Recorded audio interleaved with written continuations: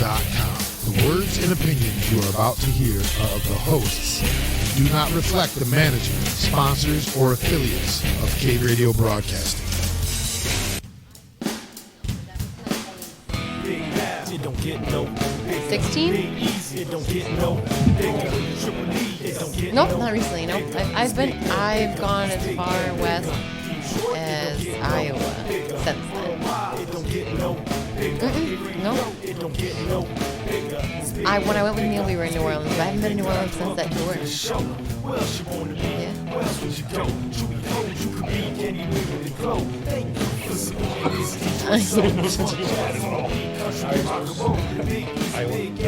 I never did that.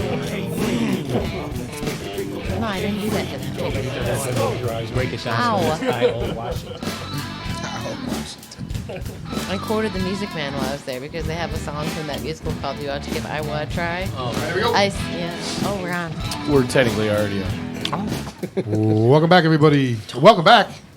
Look at Dawn. Welcome, everybody, to Big and Bigger here on Cave Radio Broadcasting. www.crbradio.com. Episode number 205. What's going on? Why does it sound like we're in a cup? I don't know.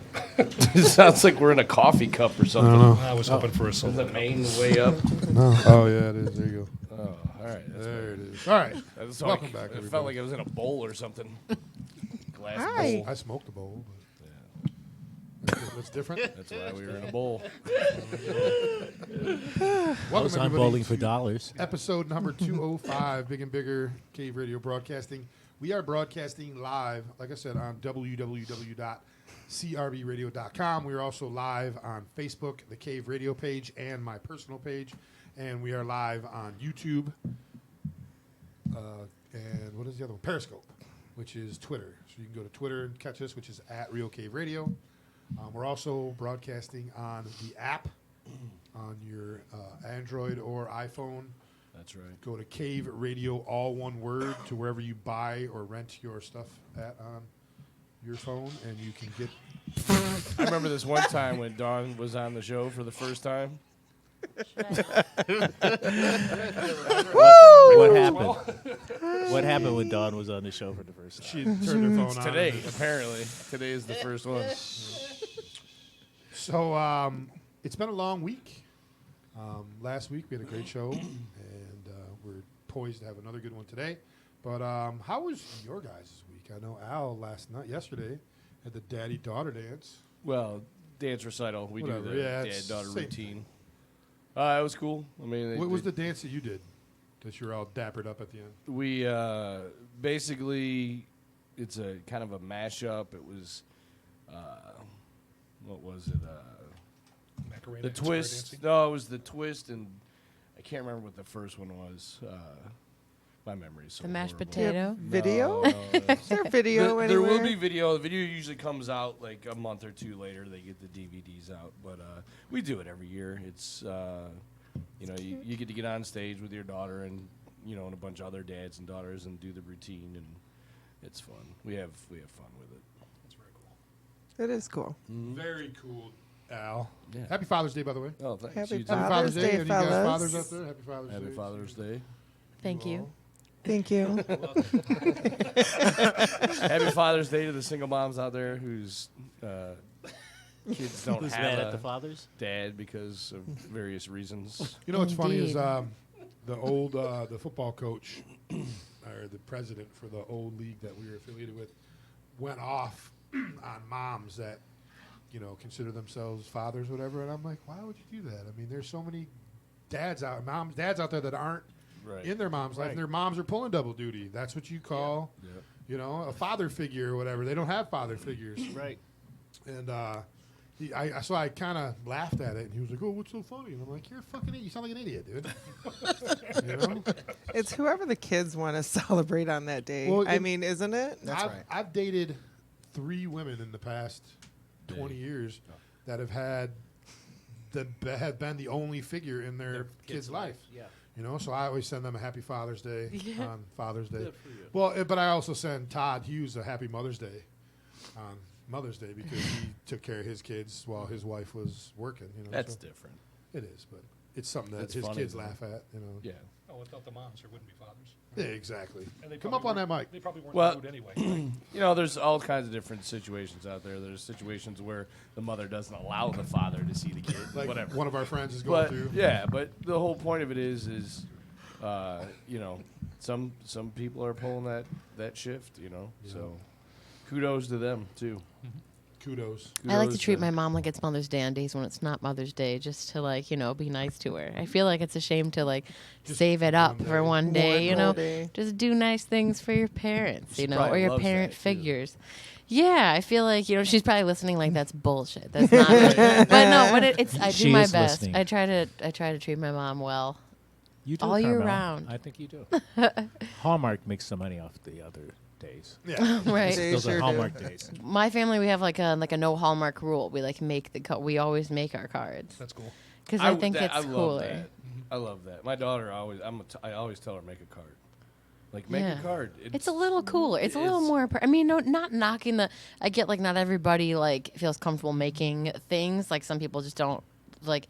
But I mean, I don't know. I always feel like even if it's like kind of shitty, I always appreciate it more if it's personal, because like I mean, anybody could buy a card, but sometimes Exactly. the bought cards are pretty cute. Sometimes they're pretty adorable. So They whatever. got It's some the funny thought. ones The thought, for sure. exactly. Yeah. So the voice you just heard is Carmel Liburdi. Oh, it is I. In hanging out with us. We also got David Winans, the No, you legend. David Winans. And he brought Vern and Sean with him. Who you guys gonna play anything or just gonna hang out? No, Or? we're just hanging out. Yeah, we got instruments here. That's true. You do. We I always don't know do. if, It's like, I We'll- don't we'll know think what we're gonna about it. do. Yeah. So We're just looking around like, I remember this is going back to the basement. So Oh God, the basement. almost 5.5 years ago. That long. You were in with Greg. Greg and, Nelson, Darren, No, Q. Chuck Gress. Oh God, Chuck. Chuck Gress. That's right. He's part of you guys' group. And him and Chuck and Greg were just kind of fiddling around, tuning Right, up or we- whatever. we came And over they were and saw. they were figuring each other out. And Greg was like, "What's that you're doing over there?" So he would play it or whatever. And then David turns around. He's like, "What are you guys doing?" And I'm like, "We're just fucking around, you know." So he kind of took him over to the side while we were getting ready for the show.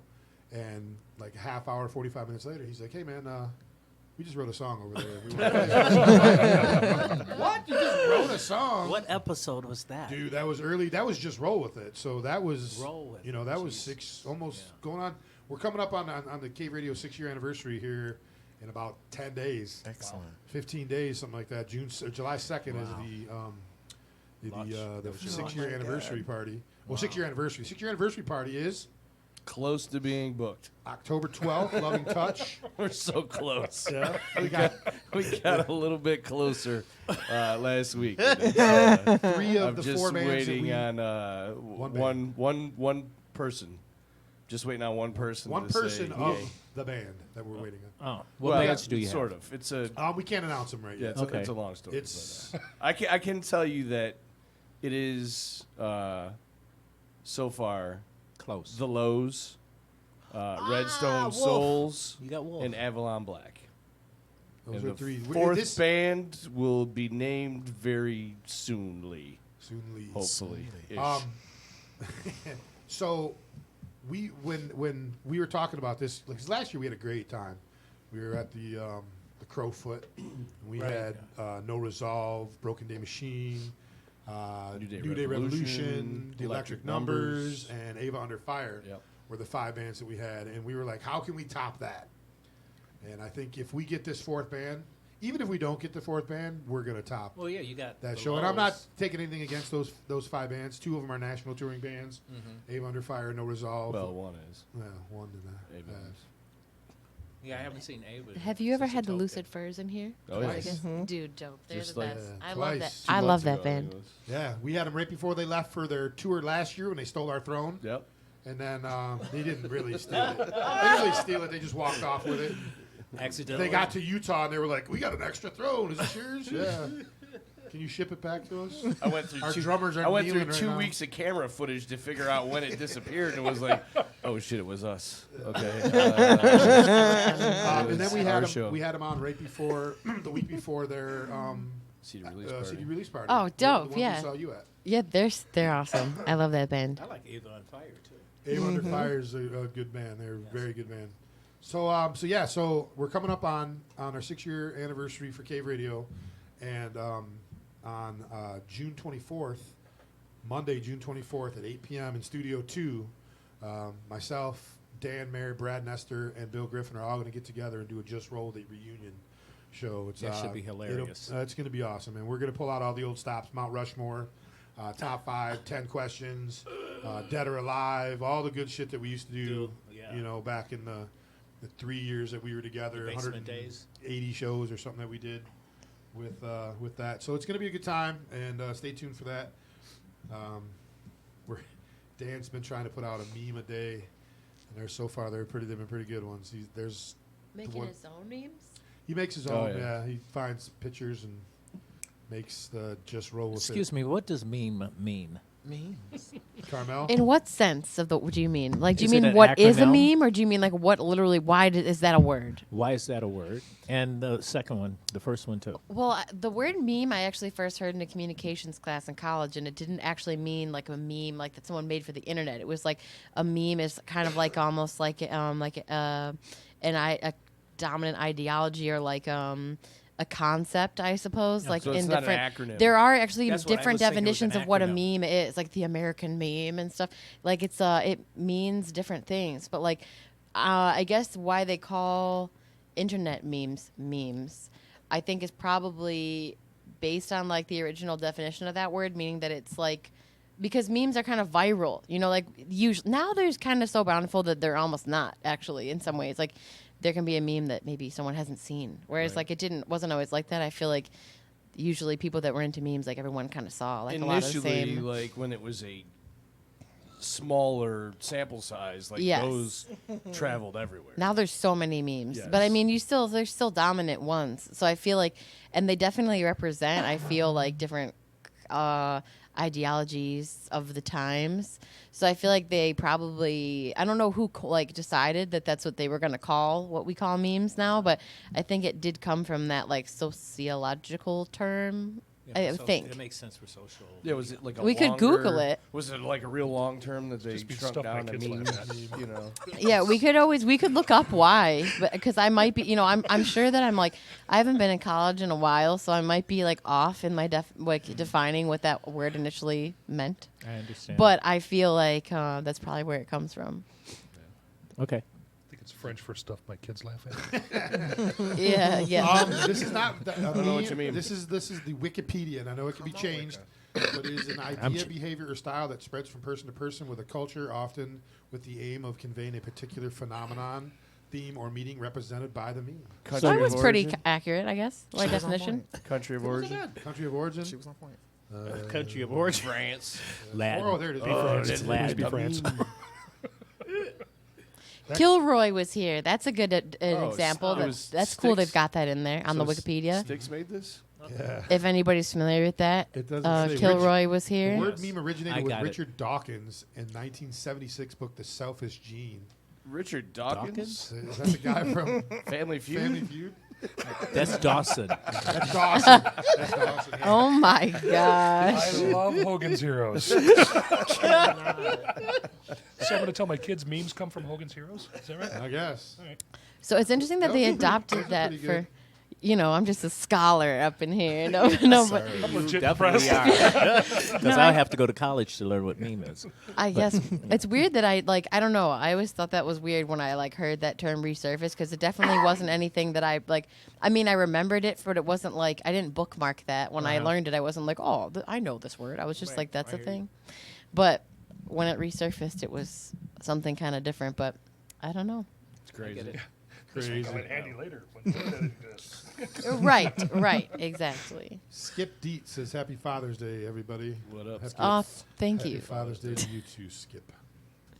So yeah, we got a good show planned for you. Like I said, we got Carmel. We're going to talk to her in just a few minutes about what she's got coming up and what she's been up to. And then we got David Winans. in here with his tennis ball walker. You just had to say that. Damn. I wasn't gonna say anything. $65 man. That's mean. Visual. That's mean. My That's so grandma mean used to. of him to My say mom that. used to like. Whenever my mom was talking shit to my grandma would tell her like, wait till you. She would say it in Sicilian. I don't remember how to say it in Sicilian, but she'd be like, like wait till it's you.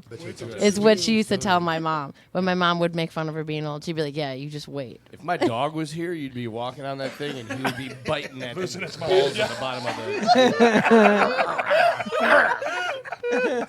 So that's what I have to say to you, sir. Oh, Lord. Dave, you can call him fat and get Completely true. So we were talking off air, and the first time that we had Carmel in studio, which is one of our first shows, probably going on almost 4.5 years ago, it was because she was doing a show with David Winans and Sister Otis at the Double O Pub. That's amazing. It's great. It's always good to see Carmel. I was always so great happy to when see she you. got her award. I didn't win an award. The Didn't you last DMAs? year? Nope. I was nominated. I didn't win Well, anything. it's coming. Maybe. No, it is. We'll see. I mean, unless I missed it or something, but I don't think I won. I thought you had won one. No, I lost to Jill Jack. Oh, She wins every year, so you won in our hearts. yes. Thank you. In I my appreciate mind, that. you won too. It's an honor. It's an honor just to be nominated. I was just about to say. True. I mean, I feel like I don't know who got me in there. Somebody nominated me. Probably David. Maybe. I did. The first time, I think my friend Steve nominated me. I wrote you. Well, Because you thank deserve you. it, yeah. Well, thank you.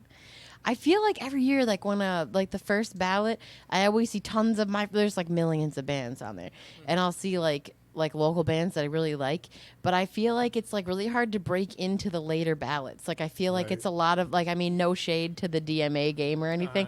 I just We feel like throw it all the time. there It's just a are a lot of popularity people contest. It is. that pop up like repeatedly. I feel like I wish there was like a little more like new like fresh meat in there. Like I Yeah. feel like I'll see like Against the Grain, Lucifers, Downtown Brown, Matt Wixon's Flying Circus. Like there's all these bands that like are friends of mine that I'm like, man, like how come they're never in like the finals. end? Yeah, because they're really good. But I feel like it's just like a disconnect between like maybe like the core group of people that run the DMAs. Maybe You're like preaching to the choir, they're sister. not meeting the new. You know what I mean? Yeah. Well, you have to there's stay a on gap. top of it too. I know. Well, yeah, and there's a like- ton of yeah. bands. I mean, like it would be, but I mean, if it's your job to stay up on it, I feel like And it's a different thing. You're preaching to the choir. We talk about this all the time because I love Howard Hertz and Gary Graff. And those guys are great and they're fucking legends. But when was the last time you saw Gary Graff at the fucking Token Lounge? Never. When was the last time you saw Howard Hertz at the Crowfoot checking out, Right. I five got- bands yeah. that no one's really ever heard of? You don't see them. So they don't get out there. They need new blood like Al or Right. me or someone in there to maybe help them out. They should. And it doesn't even got to be us. I'm just throwing us out there because this is our show and Well, we can say whatever the fuck we want. Sir. But, All radio, all anybody. Yeah, anybody, anybody. local radio stations, they should have Promoters. They should have a promoter. They I should agree have, with you 100,000%. like a sound guy at fucking The Loving Touch Right. should be on that ballot or something because he sees 150 bands, fucking yeah. bands a year or more go through there. Probably more than that.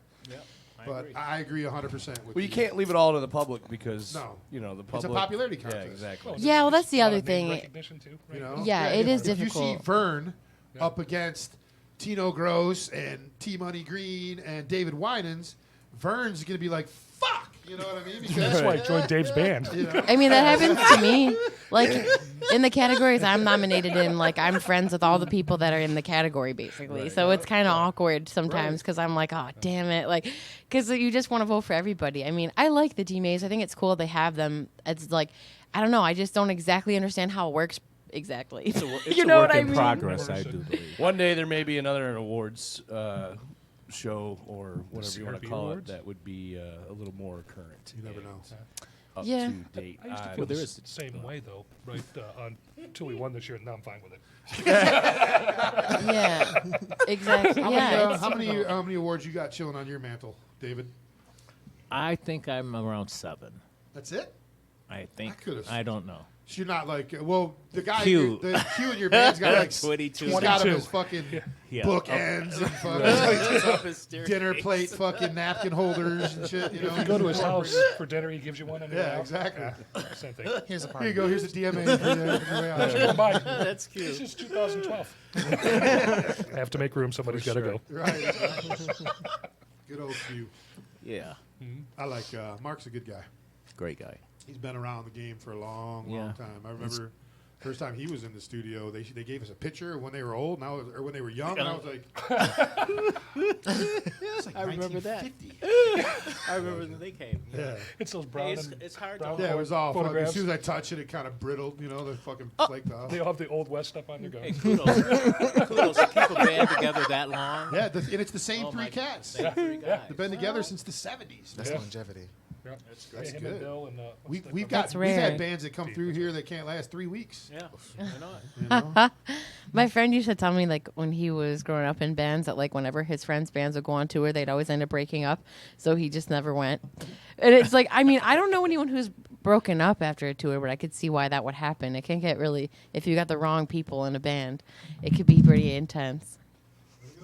Well, Speaking Hi, of, Dawn. Speaking of going on tours, you Hi, guys guys. got back off of a little mini, like 10-show tour. Yeah, I went through the Midwest. It was like exactly a week. I had like 7 shows, 7 days. And You I went with someone. Yeah, my friend Jenny came with me. She didn't play with me, but she helped me with a bunch of shit, like on the road, like carrying stuff, doing merch, being there Road as a dog. pal. Yeah, and just like generally being a cool person to hang out with on the trip. She came along. I've never brought like a non-musical guest, really. I guess I have before, but not like a friend. I brought like a partner or whatever, but I've never brought a friend along like that just to come. So it was cool. And I leave again this upcoming weekend. I go to New York and New Jersey, but just for the weekend. I remember last year you guys, the weather got you. You and Emily. Oh, yeah. We're going to go on a little. That was going to be dope. It was like almost 2 weeks long, Yeah. but then that hurricane hit, and like it was supposed to hit exactly Emily where Rose, we were Emily Rose, going. right, Emily Rose, props Emily to my I love that. lady. She is.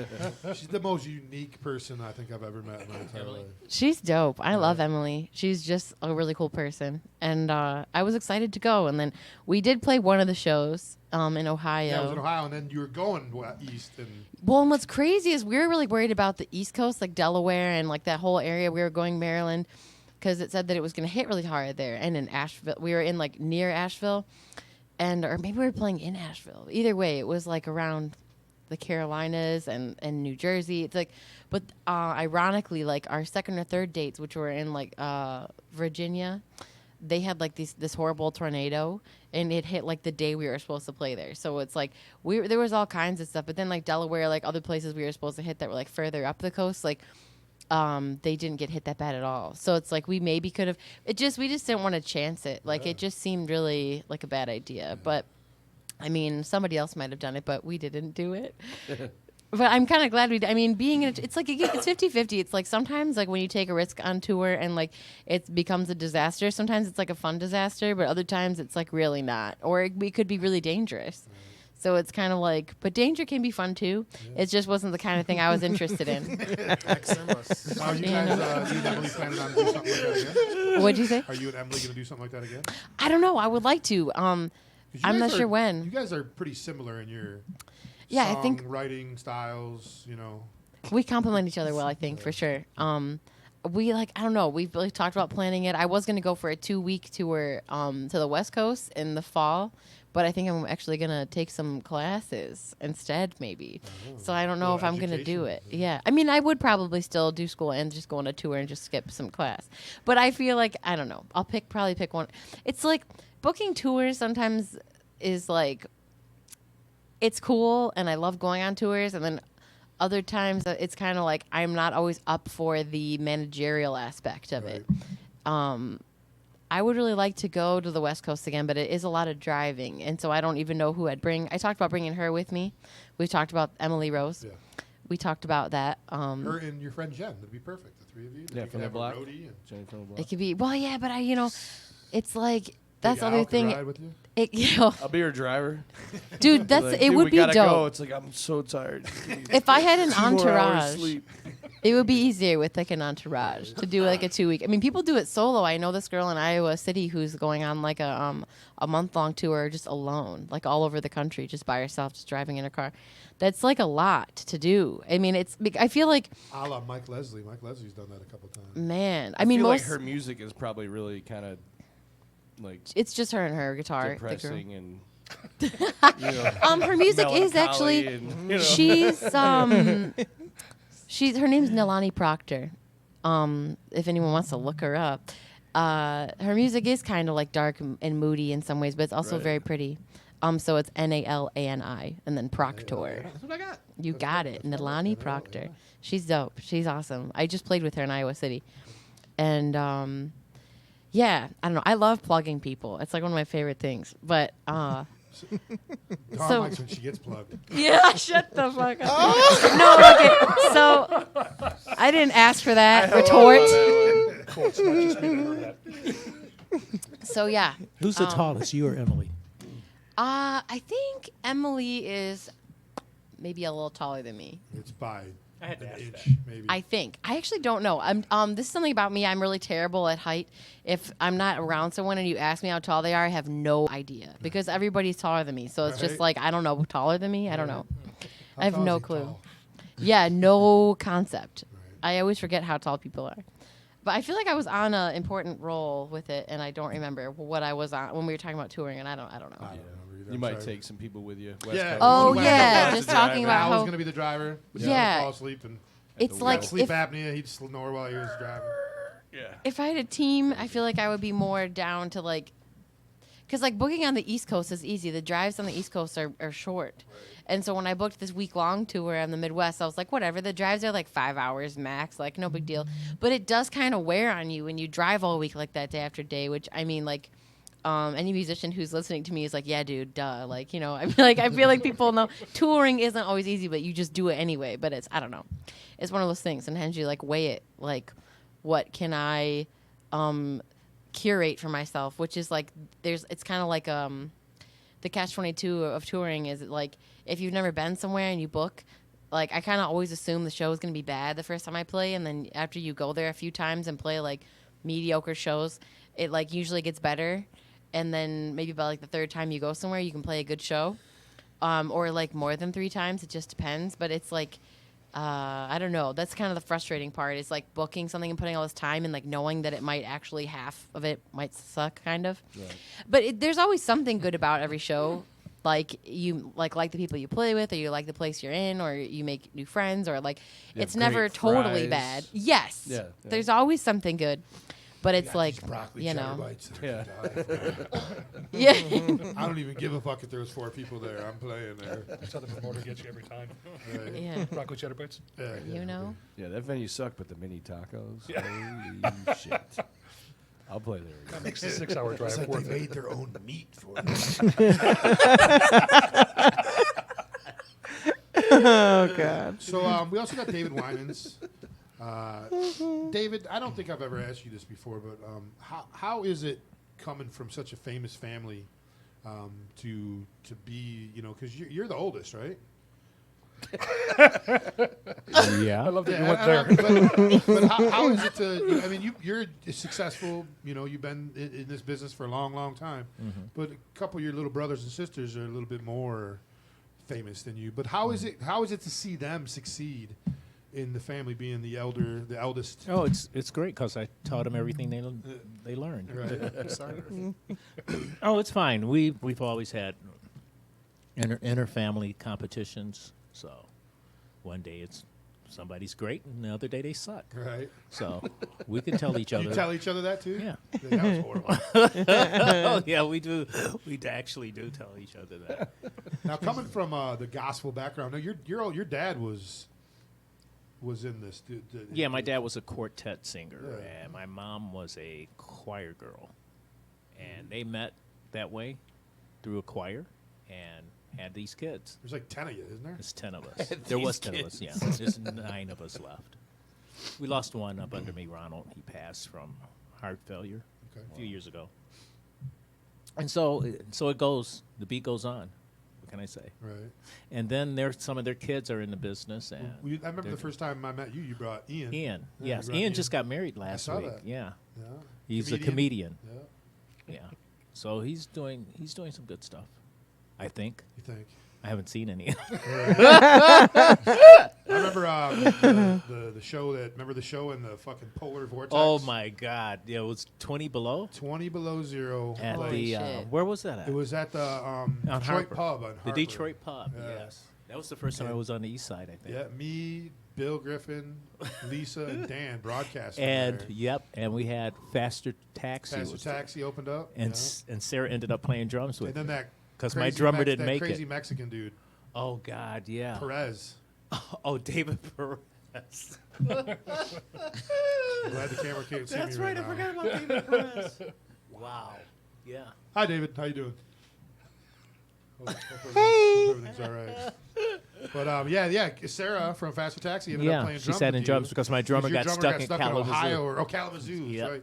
Like seriously, dude, it was a polar vortex. Like I left out of there and I had to take my battery out of my car and go put it inside and let it warm up for a few minutes, and then we jumped it. Nothing wouldn't turn over. Nothing. The battery was Frozen. So I had to take the battery out, set it inside the bar for like a half hour, pull it back in, and fucking. It was That horrible, had to be the man. coldest day in the world. It was so cold, man. Oh my God. Yeah. But yeah, and so you've been down with Cave since the beginning, man. And Yes. we appreciate everything. And we that talked you've- about Griffin Fest, one of the best festivals ever. Yeah. When Bill Griffin comes in here, please nail him on that. He needs to restore it. If he has to rent the property again, he has to do that. The people are idiots that brought his property. They are. Yeah. Oh, they don't know what they have. They tore down the pool. I think they tore down the stage. Oh yeah, my God! He wasn't happy with the. I mean, Is it's it a their Wendy's house. now or something? It might be. Drive-thru. Wow. Give Gray Frosty. So yeah. So anyway. So c'est la vie. So anyway, I'm working on this album, Psalms, which I've been working on for a couple of years. Now, is this Pie? Yes, it's Pie. Okay. And I have with me Vern Springer on guitar. Okay. Sean Rule, one of the background vocalists. And Now you got Mike Brooks also. Mike Brooks is with us nice. sometimes. He won't be with us on this. Our next show will be at the Cafe, Aretha Franklin's Cafe, on the 31st of July. Stage isn't big enough, or we don't want to kill anybody at this place, so we're rocking it. Dude, all I know is the first time I saw Righteous Through God, RTG. there was 15 of you motherfuckers on the stage at the Where was that? at the China? Chatters or whatever. The stage is as my big as this table. Yeah, yeah. And there was like 10 of you guys on there. That was for It was Motown Meals. Motown Mills. Yeah, it was Motown Meals. It was we had, 15 people. we had 14 bands and Yeah. like 8 hours. That's right. I forgot RTG about that. marching band. Yeah, RTG comes on. It was funny because I hadn't seen him yet, you know. So I walk That's up on right. stage and I look around and I'm like, God damn, I didn't know you were bringing all 12 disciples with you. You know what I mean? He did say that. He did say that. Oh, that's right. I don't- Got off to a hit with a Oh my Jesus God. band Yeah. saying God damn and Wow. teasing the disciples. Jesus band. That's awesome. RTG, Righteous Through God. Righteous Through God. Yeah. Great people. I love them. Yeah. They're still going. Yeah. We need to get them back in. It's been a couple years since we've had them on. And I Well, know they got yeah. a new lineup and Yeah. Do you ever talk about religion on your show? never. It doesn't come up when you have? Religion and politics Out are of two the- things that I don't like to talk about. I can Sports respect that. sometimes we don't like to get into either because a lot of people are assholes about sports too. But Yeah. I do want to congratulate the U.S. women's soccer team though. They Yeah. won again today against Chile. What was the score? Oh, they did. It wasn't 13-0. 3-0. It was 3-0. Yeah. That was the And the Philippines reason I show. wanted to bring this up, and just real quick, and then we're going to take a break, was people were all up in arms about them winning 13-0, and the celebrating they were doing. So, but a lot of people don't understand that soccer is a game where if you're passing the ball and playing keep away, you're going to embarrass that team more than you are yeah. scoring a I 13 think goal. that the people were more upset that they were still Celebrating? celebrating like the 12th and 13th Well, but goal then or whatever. The line dancing was a little much. The line dancing. The girls towards the end that were scoring were girls that have never played in the World Right. Cup before. Right. They scored their first fucking World Cup goal, dude. I mean, Yeah, I'd you celebrate. know, I'd celebrate. I'd be doing backflips. Probably fucking they catching actually a- Hold line on a dance? second. She didn't even have a uniform. She had jeans. I would do a on backflip. Okay, I just wanted to clarify that. I'd be doing a flip in my mind, maybe, but. Did they really line dance? But yes, but so it just kind of got my craw a little bit that people were bitching about these girls celebrating. And this is the best of the best playing each other. Well, Right. plus there's a thing about goal differential. Yeah. So if if you're in a tie-breaking situation, goal differential, Yeah. right Right. now the two games, there's 16 and 16 goals 0, up, yeah. goal differential. So Right. yeah, I mean whatever, it is what it is. People get 13 their- goals is like a season's worth of scoring It's for the an entire highest- league, exactly. right? You know, it's Yeah. just dreadful. Well, and that's soccer is a 1 or 2 goal sport. Well, missing Yeah. that You know. second extra point was kind of surprising. Mystery but, time you know, and yeah. all that other craziness like that. I have the paint drying channel I'd rather watch, to be honest with you, in most Right. cases. But I- see, if I- you're going to score 13 goals, I'm in. Right? Right, exactly. I'm a soccer fan, and I enjoy the World Cup. Yeah. I'm not going to watch like fucking Arsenal versus Chelsea Oh, I'll watch that. on Manchester? Manchester. Oh, I yeah. can't do I it. mean, I can't do it. Yeah. I'm just. It's not an interesting sport, and coming from a fan You that don't knows think? the game, it's a boring fucking sport. I don't think it's boring. I don't either. I don't want to say it's boring. It's boring to other people. Like to me, I can watch the games. I'm not trying to backpedal right here. Maybe a little bit, but I do enjoy watching the game. But I'm not going to go out of my way to watch it unless it's something important. Right. If the U.S. is playing, or it's the World Cup, You're or watching it. one of my teams, which I don't really have a team. So back in the day, I did. I loved Barcelona.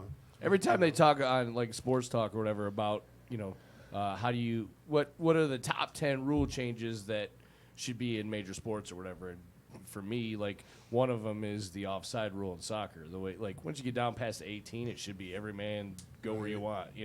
That and the stupid clock. Yeah, I hate the clock in soccer. because The it counts clock up. and the flopping. Well, no, it's right? just it's a running clock, but then they're like, 8 extra minutes. 5 more minutes of injury time. It's like, who really wrote that down? I want to know. How'd you come up with that even number of 5 minutes? Right. That seems like something you do when the other team is really getting their ass handed to them. Right. Let's give them a couple Let's more give 'em a minutes couple to see more if they minutes. can get in this. And then yeah. you'll watch that, and they'll have it on the TV screen, that 5 minutes ticking down. Yeah. But then you can tell if there's like a rush, the ref is not going to blow the whistle Nope, until that until that play play is is over. done. Oh, yeah. And then he's like, all right, that's enough. Let's get out of here. The No, best I- part about the soccer is the fans. Anyways, I love to watch the hooligans and the craziness at Yeah. the Detroit Football Club. DFC's Right? DCFC. They're lunatics. So I was right? just That's at awesome. I was in Hamtramck last Friday, and DCFC played, and we go to the whiskey and we hang out, and there was like 10 of us in there.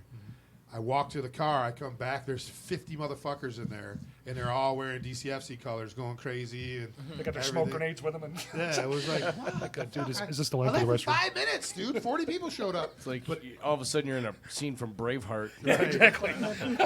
War paint across. Or It was. War paint. Freaking John Pipenbrock's there. He's got the Kilt rainbow color. flag tied around his neck. Because it was rainbow awareness, the Pride. It was Pride. Rainbow I awareness. was like, what? Pride. Pride? You know that. Pride. Are you guys? Oh Are my! you guys aware of the rainbows after it Rainbows. rains? Everybody, rainbow. After it rains, are you guys aware of those? Oh, Jesus. The Oh rainbows. man. You can see them in the sky Rainbow sometimes. awareness. Sometimes That is multiple, ridiculous. Doubles, yeah. Yes. Yeah. My daughter recently saw a triple rainbow. Oh. Did you see the video where the lady was on the edge of the boat and it was the whole rainbow, the whole circle? No, I didn't see That's that. pretty sweet. Never Well, seen now that. I'm aware of it. So rainbows never end. No, no, he but has I rainbow thought- awareness No, now, I if you will. We have to call Pride that next year. Rainbow Awareness Month, ladies and That gentlemen. is so Is it technically a bow at that point, or is it a rain arc? I thought there was that. A rain that sight pot of sphere. gold was supposed to be at the end of it. Actually, it's pi in colors. Oh. See? The circumference of a circle. All this When awareness. watching sports, I feel like if you don't pay attention, then like you lose it. Like even with like with roller derby, even like roller derby is one of those sports where if you watch it, Such a great it's sport. like I just played a roller derby game. Like I didn't play in the game. I board played game? music at the game. I would actually like to do What it, is your but roller derby name? no, I don't do it. I haven't done it. What would your roller derby name? I don't know. Thunder. I actually thought about this and I don't know yet. Think about it. Carmel Thunder. I'm going to ask you. Carmel Thunder. That's the. They have roller derby training classes. Do they? Do they really? Yeah. I don't know. On Mondays, started last week. I Well, can't see. Remember roller More you know. derby Yes. in its original form, where it was the slanted. yeah, and Like the those velodrome. chicks would just run. I 'em think right that's out kinda off. cool. I used to Yeah. watch that. It was like Watching it wrestling flat, on like roller they skates do like it in back the day. Masonic Temple now, and Yeah. like I played, Oh. they had me come play music like at Masonic halftime. Temple where we saw So- Stone Clover. Yeah, it's No, it's that's no, not it's like the Masonic Temple has like a lot of different weird rooms in it. So one of the rooms they use for Theater Bazaar, they also use for roller derby. It has like a track in it, and so or like I guess a rink, but it's flat. It's not. It's not on an incline. It's like a roller skating rink. Yeah, it's like a small one, but it's like it's really echoey in there. It's really weird. It's really hard to be in that room. It's very bright and like loud and crazy and like reverby and like it's really I don't know. But if you're paying attention to roller derby, it makes sense. But if you're not looking for a while and you watch it, it just like I feel like it's like a blur. Like it's hard to like tap back into it because there's really only two people in like roller derby that do anything like out of the norm. Like it's like they have blockers and jammers and the pivot and all that. And if you like if you exactly What? so if you don't pay that close of attention, you'll like lose track of like who overlapped who or who's doing and like it kind of loses its effect a little. I feel I'm sure there's people who don't feel that way, but I know I've sat and watched it for like a half hour once, and then was just like, I still have no clue what the hell's going on here. it takes a minute. Yeah, it helps if you have someone who does derby like explaining it while you're watching it, but it's like it depends who you're with. It's one of those things where I feel like if you are not with the right people, it's not as fun as it could be. I feel like most sports are like that. Like even like any sport, soccer, whatever. I feel like if you're not paying attention, you can kind of be like, "What's going on?" Like I lost it. That's why I like watching sports with Mason because he's still learning and he's asking questions, so it keeps me, Yeah, into the game or whatever. So it's kind of cool. it's like cricket. Oh Jesus! That's another one where it's just like, I was at the park with Tyler the other day, and we were watching them play cricket, and it was weird. You can go It's back like- now and they're still playing. That's how that game works. yeah, exactly. Those things last for weeks. Yeah. Those literally Really? those games last for weeks. Yeah, Yeah, they can. Like I think the longest cricket game ever is something like it's 6 like 10 or days 12 days or No, something. it might like even that. be that long. It was Dude, India, if I India, can't- Pakistan. I remember can't what play anything You lose for more than an interest. hour in a pair of slacks and a sweater. Like that's the thing that I don't understand about that game is They have those the pair of guys are slacks, dressed the like slacks, Yes. and that horse riding helmet, right? And they got the face mask like they're gonna, play I football. know. It's just crazy. Yeah. I It's used to weird play back. punk rock kickball. It was something that my friends did. They played kickball every Sunday in Hamtramck at Veterans Park, and we might start up a new season soon. That would be fun. But it was fun. But like people would like run like with beers in their hands. It was pretty funny. Like running the bases, like falling with the beer up still. Like it was hilarious. There's always lots of dogs. Sometimes there's children. Lots of music. It was fun. It's lots of fun. But I'm like I never really was super sporty. Like I tried sports as a kid. I did like softball. I did figure skating. I danced for like 10 years. That stuck a little. But music stuck the most. But yeah, I don't know. So I don't even watch a lot of sports. I don't play a lot of sports. But every once in a while, I do it. Sporty. I get a little sporty every once in a while. All right, we're gonna take a break. We're gonna come back. Carmel, you gonna play a couple tunes? How's that? Sure, yeah. Carmel's gonna play a couple tunes. We're gonna at 8:30. We got Dumb Shit with Dawn, which is our favorite segment here at Cave Radio. Where That's what happens. we ask Dawn questions that a fifth grader Dawn, can I answer, Nice. and we see how good she does. By the way, pass that down to Dawn. Get her nice and stoned I'll be good. before we. All right, Thanks. we'll be back in just a few minutes. I got 2 songs, and then we're gonna. Actually, you know what? I'm gonna start us off with "Limelight, Firelight," which is one of David Winans' songs, and then we're gonna hear an oldie, "Holly with a Gun," and then our good buddies, the Strains, are gonna finish us out on this break. Be back in about 7-8 minutes. Big and Bigger, episode number 205. We got David Winans' Pie and Carmel Liburdi in the studio.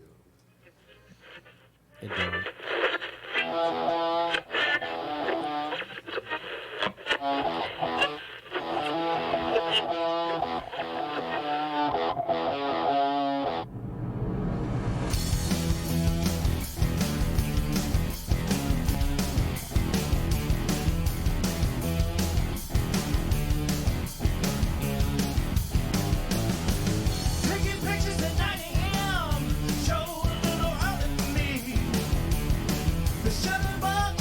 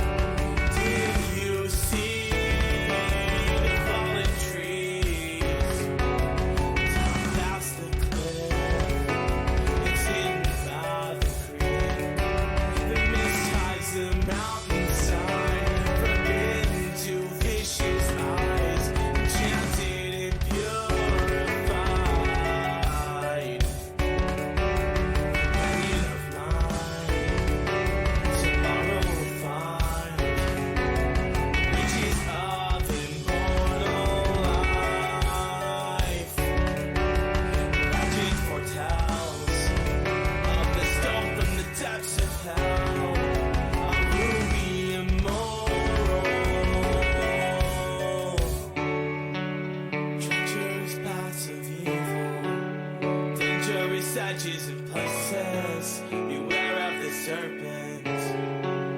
He lives his deviance. On impulse, he's venomous.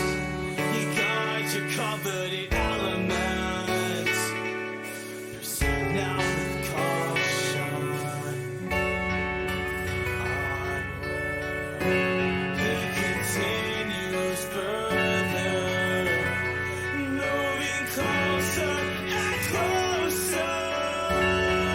The redwoods at this time dissemble the moonlight. The pouches might strut to a fight. Burning the follows. The serpent exits the shadow, which is beyond your dreams, in exchange for the everlasting decline. And missed by an envious bite, caught in the crossfire. The pulse end's companion expires, but stops I hear his breathing, calling out, I never let you down. Your death won't be in vain, revenge will bring you back to life, my friends. Blood will spill some protected. In secret raging. As radiance gleams, a million promises of life to me. Misfire up in the floodgates, up in the clouds. We're going home now. We're going home now.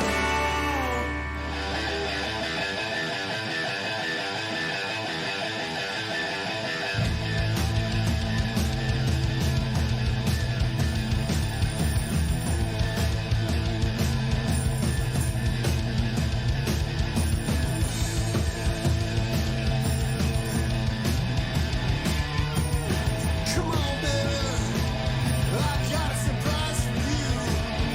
You think you lost your marbles, and I ain't even through.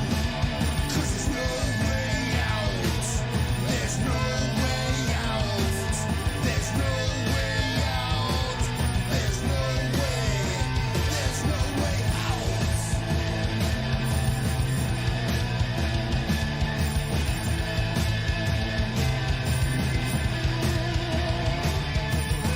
My little princess, you're so scared and cold. I dug this hole for you, so you feel at home. But there's no way out. There's no way out. There's no way out. There's no way. There's no way out.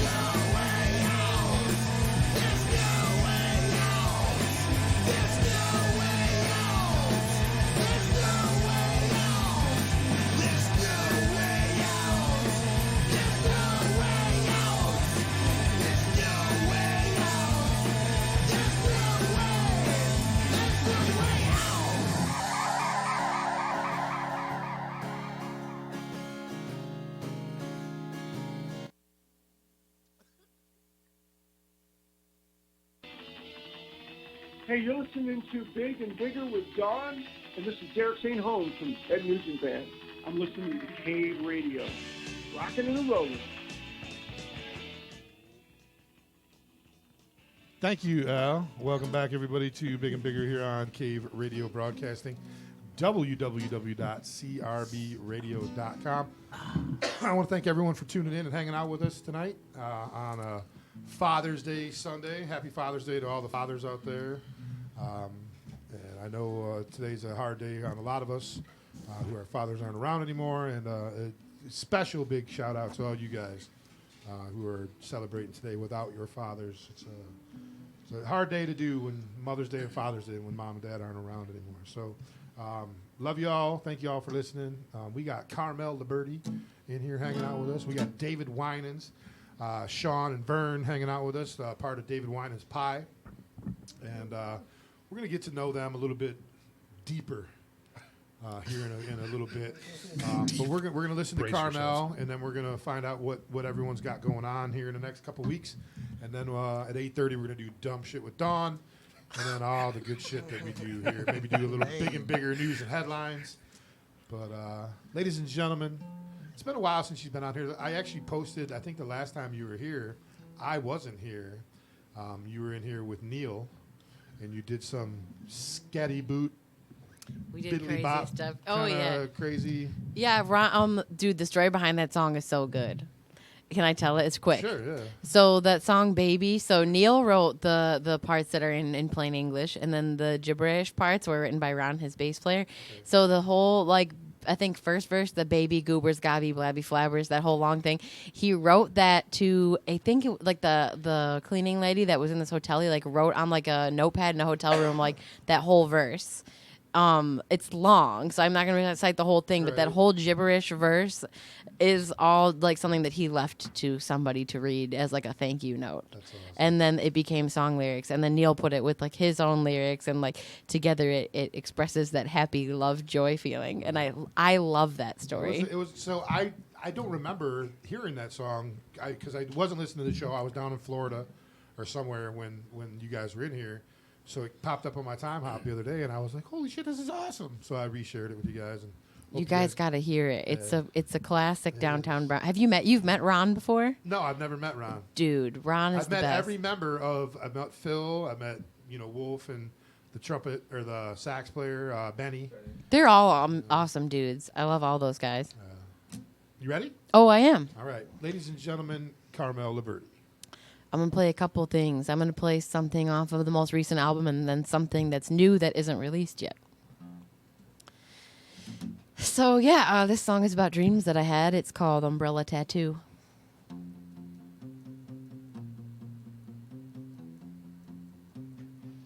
The guitar is going to get louder as I go.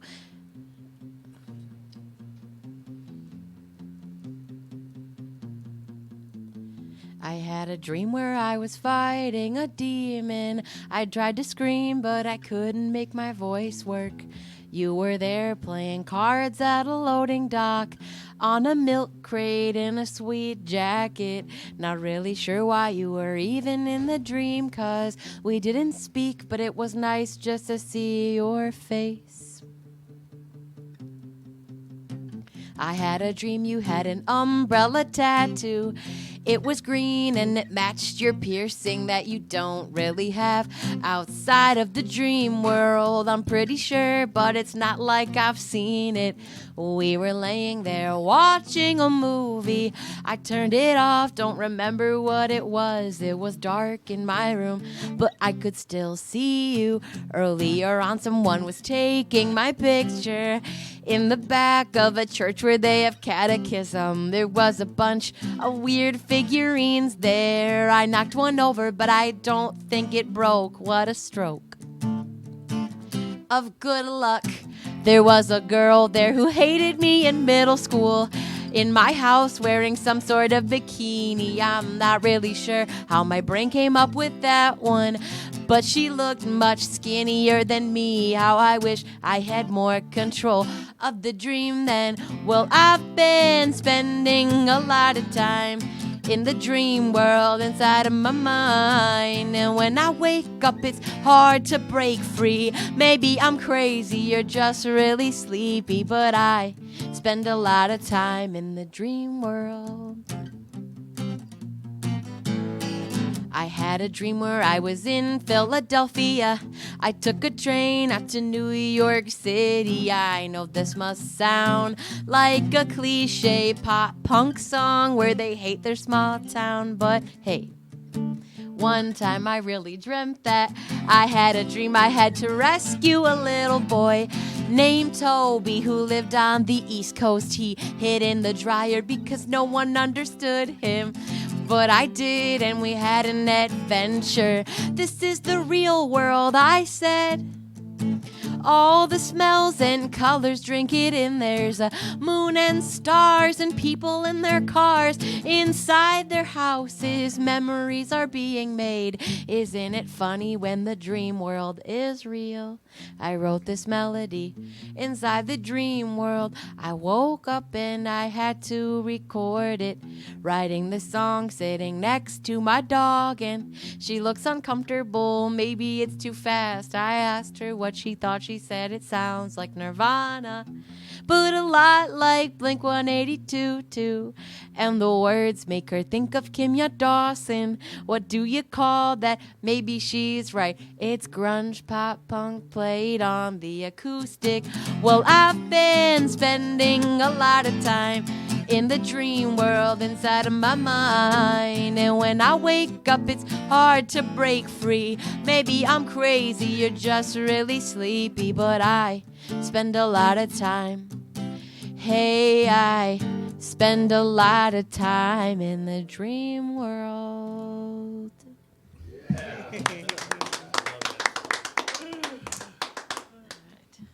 Thank you. Thanks. Yeah, I'll do another one. It's new. It's totally different from that one. It's called Hell's Bathroom Floor. I'm gonna move this. It's gonna get in the way, I think.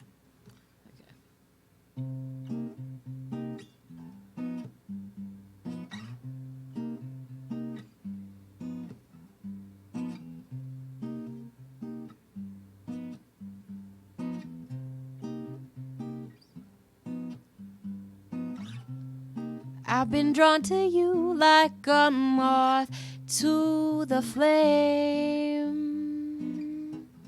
I've been drawn before, but this time ain't the same. Here we are on hell's bathroom floor. Does anything ever really feel like winning anymore?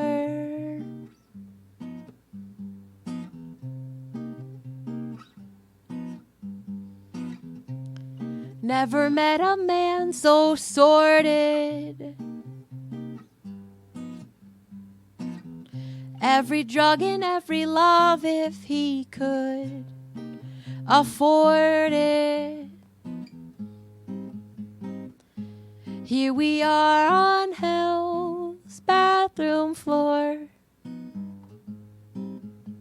Does anything ever really feel like winning anymore?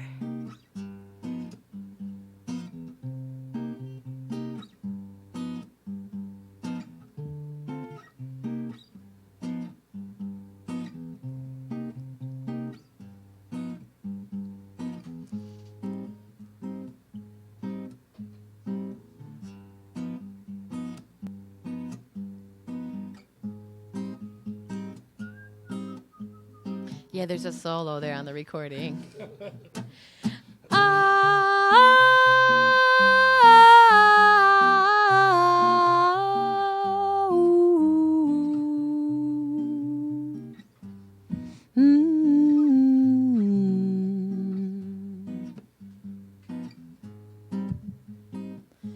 Here we are on hell's bathroom floor.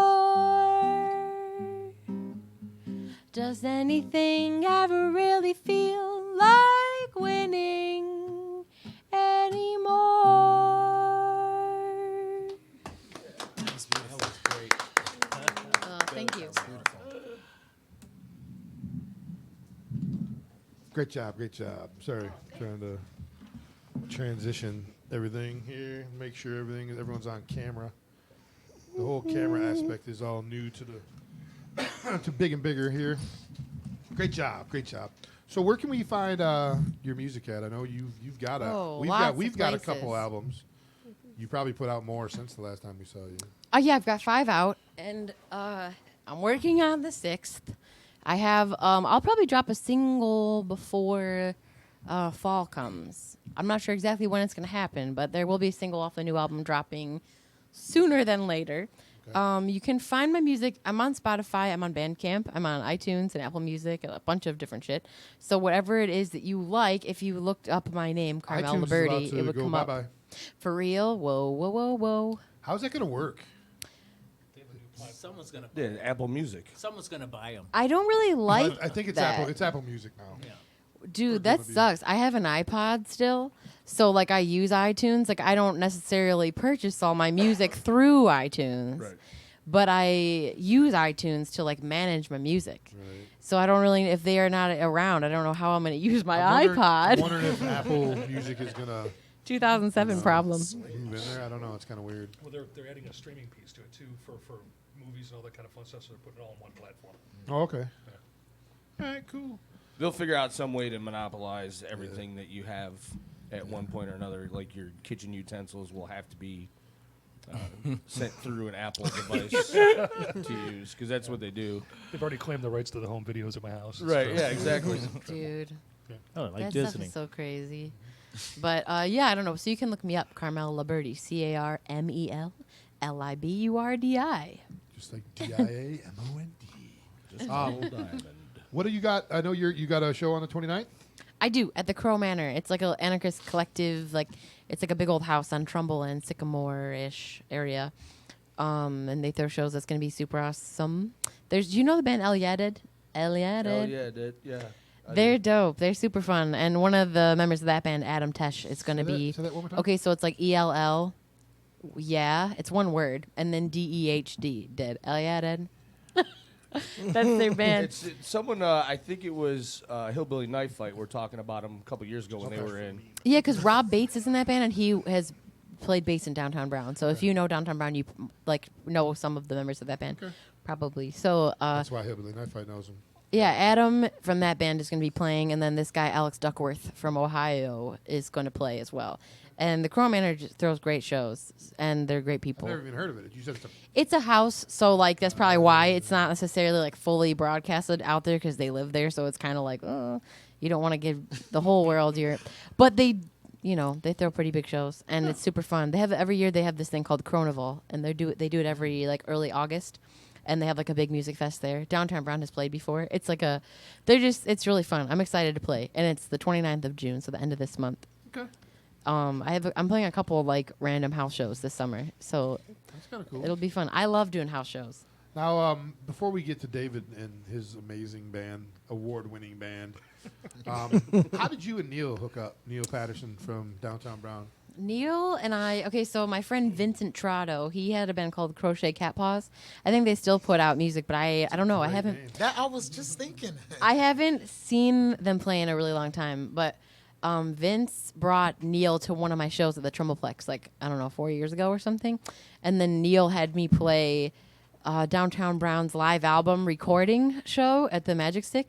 And he didn't really know me at that time. We barely knew each other. And then we ran into each other at an open mic or something, and he was like, I'm trying to play more acoustic, solo, we should jam. So we jammed, and he was like, yeah, I'm going on tour in 2 weeks. And I was like, man, I want to go. And he was like, do you want to go? And I was like, dude, yeah. So I met Downtown Brown up on their tour midway through, with my mom. My mom dropped me off in Clementon, New Jersey. High school fucking prom. Yeah. My mom we did a road trip, and then she dropped me off in Clementon, New Jersey, and they were playing with this band called Sparkle Fight, who's been disbanded now. They're such the most offensive.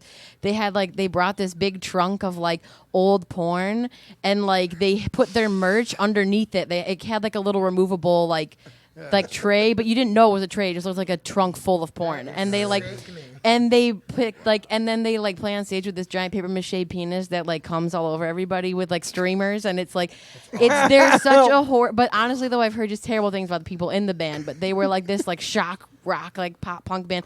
So my mom was at this show, and my mom was my like, God. "Are you gonna be all right?" And I was like, "I think so." So she drove herself home, and then I went on this tour with Downtown Brown, and me and Neil became really good friends. And then we hung out all the time, and then we went on another tour when he moved to California. We went together on like a solo trip. It seems like you guys got great chemistry together. Dude, yeah, Neil is the best. And so, like, I don't know, we were jamming all the time. We're actually going to drop a little, like, free album on Bandcamp of, like, covers that we've done together. So it doesn't, obviously, we can't, like, sell it because they're not our songs. Right. But I don't know, it's out there. We have content out there. Neil's a great guy. I had heard so much about Downtown Brown, being friends with Wolf, and hearing the crazy stories, you know, of just seeing the picture of the three of them in the fucking bathtub naked, you know, just They were wild and crazy. Or they got blood They're dripping still down their wild and face. crazy. yeah, you know, fucking Wolf headbutting his bass guitar, and you know Neil being so drunk that they don't remember anything. But Right. the first time I met Neil was on the Mike's on Happy Hour. He came in, we did a sober show, and he'd been sober for a couple years.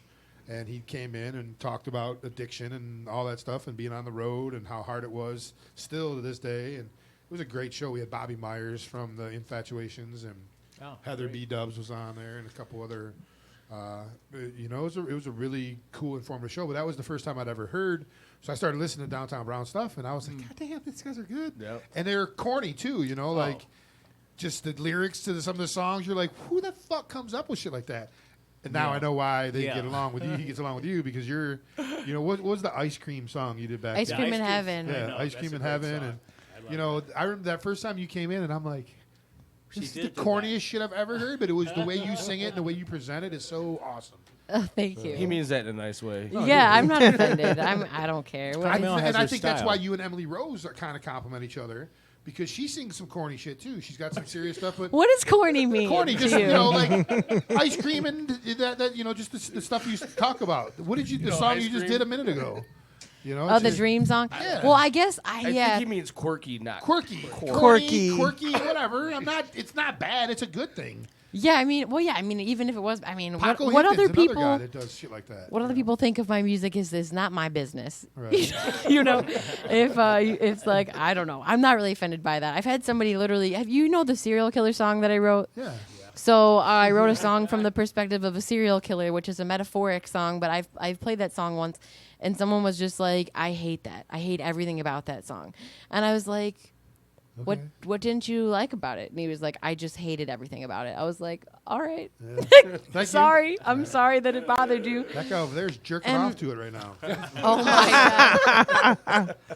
No, Metaphorically. Yeah, no, the song. I mean, I could see now, Welcome like, Dawn to this I was show. just answering my phone. I'm I sorry. guess like sometimes I have worried when I play it sometimes that somebody will have like a family member. I'm That's stuttering. been murdered by a serial Yes. killer. What if somebody? Because honestly, like I know now like 2 people that have been murdered, and like I feel like, dude, if I know 2 people, then like it's out there. So sometimes I am kind of concerned. Like I don't really play it much anymore because it's older, but it's like if someone requests it, I'm like, man, I just hope no one hears If anyone some- that's been murdered in If their somebody family. asked about it, just say, you know, the spelling of that song is C-E-R-E. No, it's not though.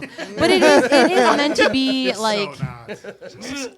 It is meant to be metaphoric, though. Like, I guess when I wrote that, like, I was kind of like writing about like Wanting to feeling. kill people? No, like I feel like one of the underlying like themes, like if you watch like serial killer documentaries, it's like they're always like someone who doesn't fit in or like whatever, and I feel like there's this weird thing that goes on where there's this like almost like they like covet the people they kill, like all this weird thing that goes on where there's this like love and this hate that exists, and like it's kind of like a compulsion for a lot of people that like it's like they feel like they can't not do it, and like I feel like people who are not serial killers like can relate to that concept of like doing things that are like very bad that you can't stop doing, and like kind of feeling ostracized or feeling like you push people, like feeling really like a creepy person or like a bad person. Like that I don't guy know. jacking off over in the corner.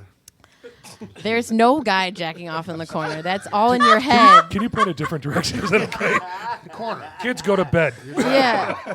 So yeah, I don't know. I just feel like when I wrote that, I was definitely like thinking about all that stuff, and the song was kind of meant to be like funny in like a dark way, I guess. Right.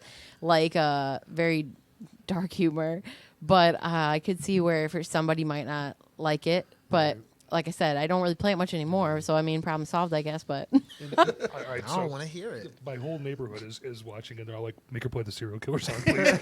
really, oh my God, everybody's It says, "For the love of God, requesting. please sing the serial killer If song." we have time, No I'll do shade it. because we'll now I definitely wanna make hear time. it. We It's got an time. interesting Right now. title. We're on until 9:30. We will sweetie. make We'll time. make time. I'll do it. All right, David Winans. Yes. You're recording a new album right now.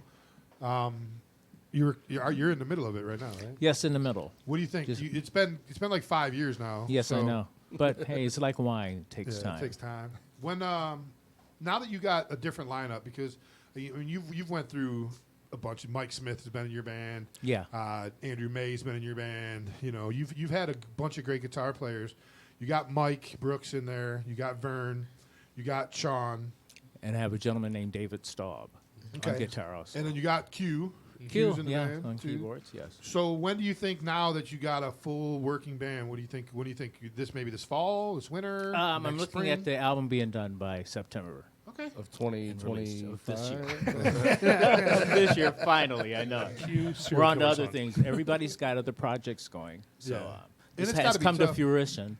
And that's the thing about having a band that's got working musicians. You know, Mike Brooks is in Blackmail, Blackmail. and Q's got 2 or 3 projects going on, and Right. I don't know, Vern's got a couple projects going on. Vern's so got Yeah, Q's actually in one of my projects too. Is he really? yeah, So he's a keyboard player in Secondhand Mojo. okay, very cool. So, I mean, how is it getting you guys together? And I mean, do you guys are you writing the stuff and then sending it to them and they're recording, or do you guys meet in a studio? How does your recording process work? Well, a couple of things we've been collaborating on lately.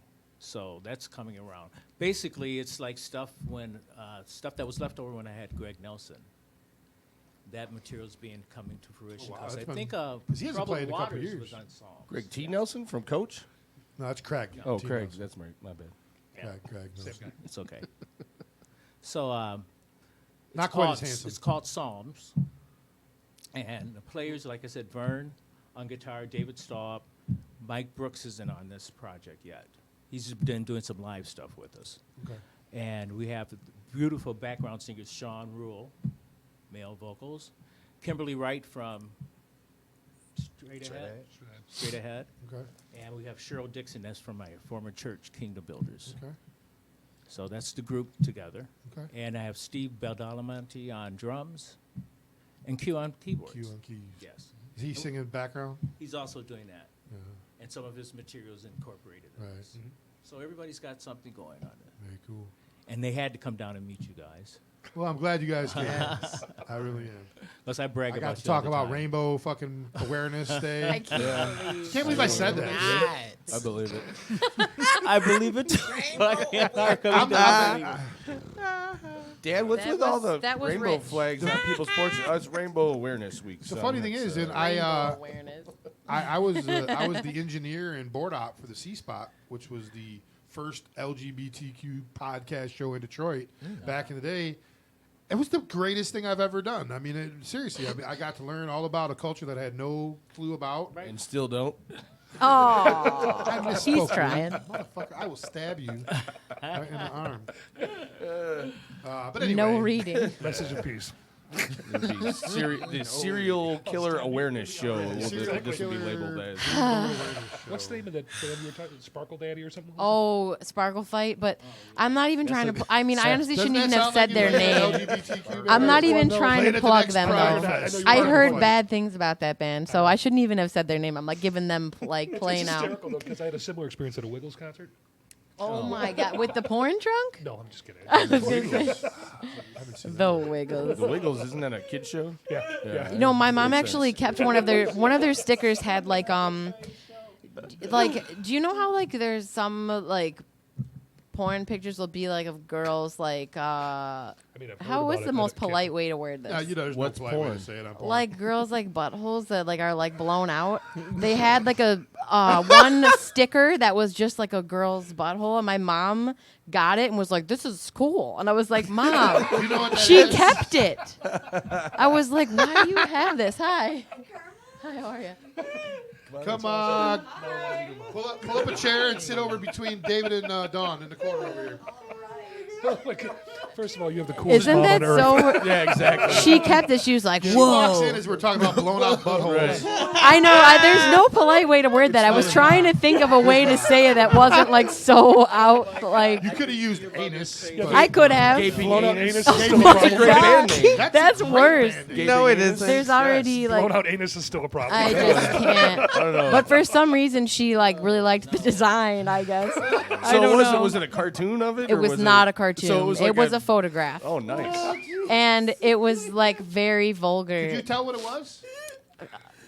Yeah. So she yes. knew? I don't know how old your mom is. Did but she can't know be what it was? Maybe, dude. Actually, one time Probably my age. my mom, I don't know. I mean, my mom is an artist and she draws a lot of like nude like art like. So she knows So what a she butthole looks like. probably knew, and I think she was just kind of like, "Wow, that's so intriguing and different." Like, I don't know, which is cool. I mean, I think my mom is like a badass Look like the for. I think she's Sarlacc pit awesome. from that Boba Fett fella too. in the Jedi. No, it wasn't that bad. It was just kind of like, whoa, that's a lot. But one time when I was, I played a show with Neil, and Sam the Caveman from Trailer Park Boys was performing, and he did this thing where he like got a bunch of people from the audience, and he was like had this printed out sheet of like different like sex terms from porns and was like asking people if they knew what they were, and of course he picked my mom and then like 5 like young chicks or whatever, and my mom was up there just making shit up like, and she was going crazy. Like he was like what's a peg leg? She was like okay, like it's when I don't even remember what she said. It was like my mom made some crazy shit up, and like it was Sam the Caveman from Trailer Park Boys, and he like fell in love with my mom. He was like, dude, I love you. We had an episode, Just Roll With It. Back in the day, we used to do, well, we still do it. We do it here on the show. We do when tournament time comes around for NCAA, we do top 64 Blown out something. buttholes? Yeah, blown out buttholes. Oh my god. Like Ginger wins #1 every time. I've said that. But no, we do like we do top 64 or something. Well, back then it was Just Roll With It. And we did top 32 sex positions. And we had a dude in studio, and what we would do is we'd go around and be like, all right, it's titty fucking versus rusty trombone. And he's like, well, I don't know what a rusty trombone is. So I look over at Dan, and Dan's like, it's when a chick's licking your asshole and jerking you off at the same time. I don't think that's true. No, it is. Oh. If you Google Oh, Urban that Dictionary. makes sense. Okay. Yeah, rusty trombone. Did I mention we won So Gospel Band of the he Year? looks at me. He goes, look, he looks at me, guys. He looks at me. He goes, "Oh, I had a bitch do that to me in Philly. A bitch? So I'm gonna do that." no. Well, I can't. he was a rapper. Oh he was my a rapper. God. He was a rapper. Let's put it at that. But yeah, I had a bitch do that to me in Philly, and I was like, okay. Dude. So then Was that the winner, or was I the other really one? cannot. That one. That moved one, on to the next yeah. round? All right, just I'm kidding. sorry, I didn't mean to say that out Oh loud. but no. That's what he said. No. Free speech. But yeah, so could you imagine? Like, I'd never even heard of a rusty trombone, let alone someone getting it done to him. So That is, it's so Vulgar? much. We took it to a place. we did. Well, it yeah, was I your mean, fault. your mom It got is the my sticker. fault. I Your mom should- got the Mom's sticker. fault, Yeah. My mother getting it started. Getting it started. So, welcome to Just Roll or Just Roll It. Bigger, What's bigger. going on? Big and bigger. I haven't said that in 4 years, and I just said it because we're talking about it. And we're doing a reunion show June 24th, if you haven't heard yet. Big and Bigger episode number 205. We got Carmel Liburdi. We got David Winans. And our newest guest, swing the mic over. Greetings, Earthlings. How are you? It was quite an interesting conversation I walked into. And it's always pleasant to see Carmel. I didn't know she was going to be here. I love you. Hi. Introduce She's yourself. like, hi. No, I was just hello. This is Jess. I am the vocalist of the Hormones and drummer of CEO. And apparently, one of my band members forgot our T-shirts here many Like months ago, yeah. Months ago. And I was always asking him, like, hey, man, you got any more of those shirts? And he's like, always pushing it off. And I never understood why he was pushing me off. And now I know. So I was in here the other day, and I was going through the Nook, and I was like, what is in this bag that's been sitting on the counter for like months? And I pulled them out, and it's all these Crimson Nine Orchestra shirts. So I messaged her, and I go, I got some of your merch here at the Cave. And she's like, that's where that went. Yeah, so. Who well, brought I'm very it in happy. here? It's good to see you too. Yes, you too. I know I stalked Carmel a little bit for a little while, a couple years ago, and I was like, oh my God, I love this girl. I was always pushing her stuff on Facebook, and then I got really busy, and Well, we trying here to at push Big my and own Bigger try to make stalking easier Yeah. by Yes. bringing you directly into the show. Fantastic. I like when people tell me that. I've had people say that, like, oh, I've been stalking you. Like, people, I hate when people, like, apologize. They're like, oh, I love your music. Like, sorry. It's like, dude, what? Like, I feel that's awesome. I like when people do that. People always think they're being creepy, but it's not even creepy. That's, like, the point of I the always whole tell thing. people No, that I say totally love that, it. like, well, you're not doing a good enough job because I had no idea. I had no clue you were stalking me. You stalk a little bit better. Poke you me. know. Do I think still what people poke each mean other? is they That's- lurk. Because there'll be people that'll be like, I've been stalking you. But I'm like, dude, you never like anything. What's that about? Yeah, Right. That's people, like, because I think they feel like there's a girl, I follow this one chick I met at a show in New Mexico, and she's like a suicide girl now.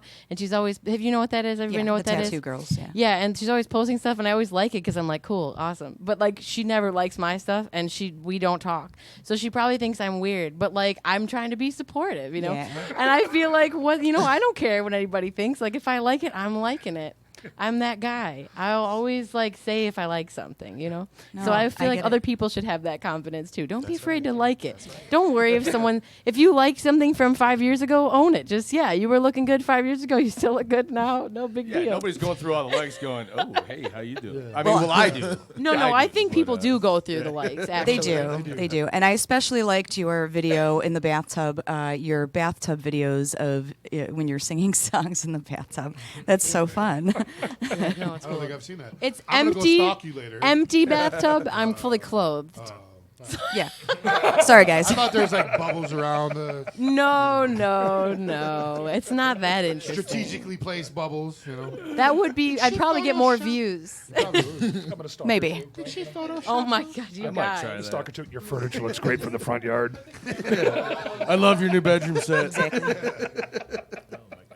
Wait a second. You guys. So Jessica. Yes, sir. Jess or Jessica? Jess. Jessica. Let me I'll cross out. You're in Hormones, and you're I in am. Crimson Night Orchestra. You're going to be coming in here pretty soon. Yeah, Crimson Night Orchestra is going to be in here, and we're going to be chatting it up and playing some songs for you. We've got some new stuff up on deck, and we're going to be going down to Nashville to record at Blackbird Studios, and that's probably going to be in October here. We were supposed to do it a little bit sooner. However, we received word that somebody had rented the studio for a whole week straight, and down there you rent hourly. So whoever it was had a lot of money. And Greta Van Fleet, they're going country. Yeah, right. actually, Maybe a I think Kid they Rock did cover record there. there. Greta Van Fleet did. Yeah. I'm pretty sure. I Now, know don't quote me, but I'm pretty That sure. was the story. I think it was Rust Belt Studio or one of them studios. Like a bunch of people had shit booked, and Greta Van Fleet came in and was like, "Network money, here you go. You know, we need to record an album before we go tour Germany or some shit." So they like threw them in there and they recorded their last album, whatever. Yeah. I don't like to bring up Greta Van Fleet a lot because there's someone here that doesn't like them. No, who would that be? I don't know what you're talking about. Greta Van Fleet. Yeah. I'm sorry. I'm a big fan. Greta Van Zeppelin. I remember seeing you at the. They played like one of the DMA. Yeah, At the it Otis was Supply. at the Otis Folding Warehouse. It was at Otis Supply too. Oh, they- Yeah, I was there for the Oh, Otis I Supply don't, show. I don't remember that one. I was Otis at Supply. I was at the one at the. They opened up for T Money Green Oh, and that Roadwork. one, yeah. Yeah, Greta Van Fleet. I think they're talented. I do think they sound a lot like past bands, which I see why people might Total like throw Zeppelin. shade. You know what I mean? Yeah. Total But I Zeppelin, also sweetie. think they're good at Gotta respect the grind, man. They're I out love there it. doing I read an album, not an album. I read an article that like dragged them super hard, and I was like, "Yikes!" That's like I feel like you can't go too hard hating on them. Like you know what I mean? I feel like they have spirit, and I They're value young. that. They Yeah. definitely I have like 'em. talent. I'll give them that. I mean, you got to have talent to have that sound. Oh, I just can't wait for them to find their own sound. That's all. That's all I'm saying. Now tell us a little bit about Crimson Night Orchestra. Well, the fellas, I received a call about a year and a half ago, just over a year and a half ago, and it was from my friend Tommy, who's the bass player, and he said, "Hey, do you know any drummers? Our drummer quit, and we have some shows booked." And I said, "Well, as a matter of fact, I do." So what I did was I called up a handful of my drummer friends, and I said, "Hey, there's this band. I actually listened to them. They're really good. Are you interested?" So I had some people come and audition, and in between the songs, in between the auditions, I asked them if I could play with them. And I could barely hold drumsticks. I didn't know what I was doing, but apparently I could keep a beat. So they had one of my friends join them for the next show that they had. And right after that show, they said, look, we really like your friend and all, but do you want to join us? And I just looked at them like they were crazy because I said, I'm not a drummer. And they said, yes, you are. I said, no, really, I'm not a drummer. I don't even know how to hold my sticks. So lo and behold, 4 months later, I'm in a studio and I'm scared shitless, shaking in Willis Sound studio. Like, I couldn't believe what I was doing. It's hard for me to listen back on those recordings now, a year and a half later, because I've come such a long way. We spend a lot of time practicing twice a week, 3 to 4 hours a day. It's crazy. But so fast forward a year and a half later, here I am. We've booked a bunch of shows. It's been a really wild ride and really exciting and super scary. There's been just some times where I'm up on stage and I completely freeze up and I'm like, fuck, what am I going to do here? I'm not going for that ride. Nope, not that cymbal. Nope, not that crash. But it's getting better and it's getting easier. And I love the band and I love what we do. And we write a lot of songs about Satan. Not that for some reason. So does Carmel. I don't know why.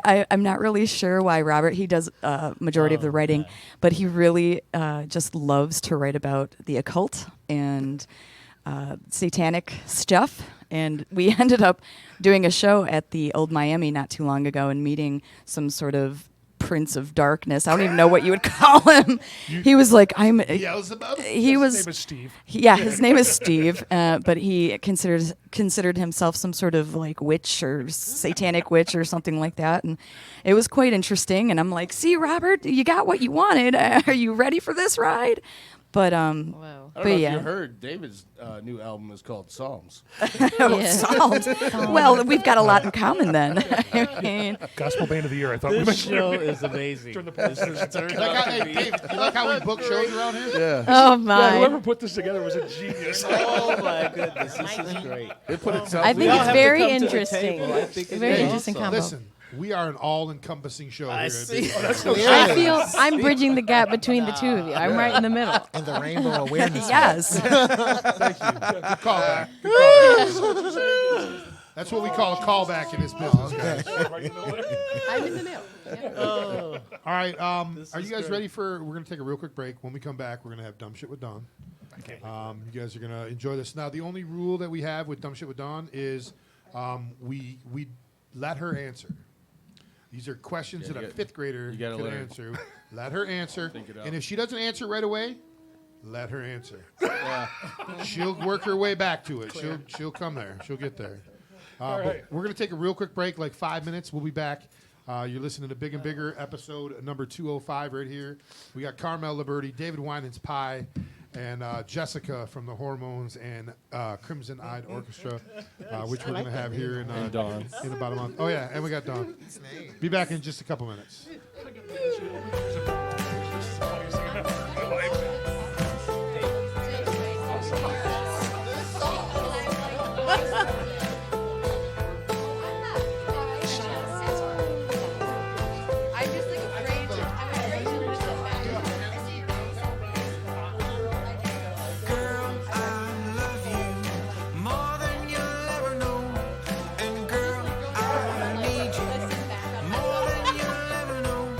And I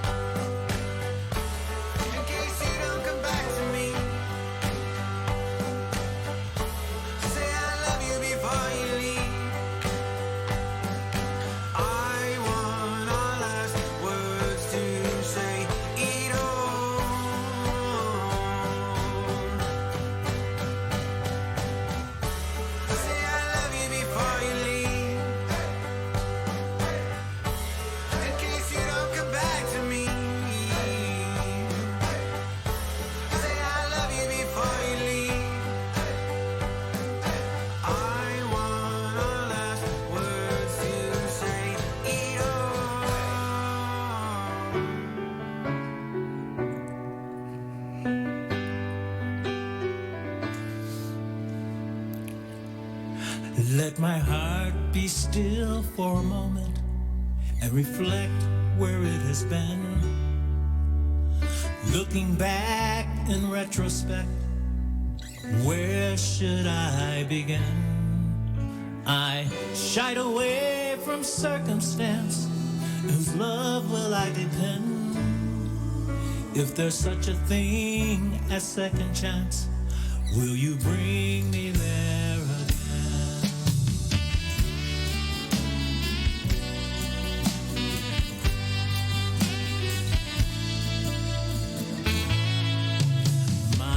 Patchwork quilt of life is filled, and my cup undersized.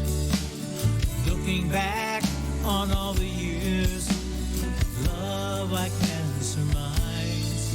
Did this occur by happenstance in hopes my heart will mend? If there's such a thing as second chance, will you bring me there again?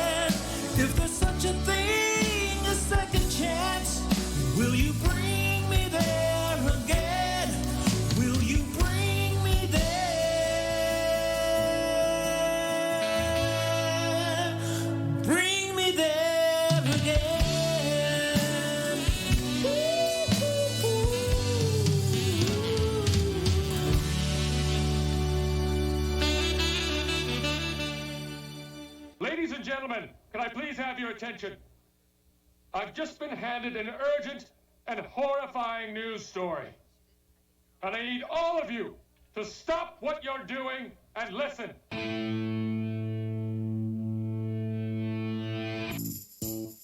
Slovakian trap cone. That's correct. It is one of those. It's an anal butt plug that's shaped in a cone that is super small for men, Czechoslovakian men. So what? Czechoslovakian? Czechoslovakian. From Czechoslovakia? From Czechoslovakia. Okay.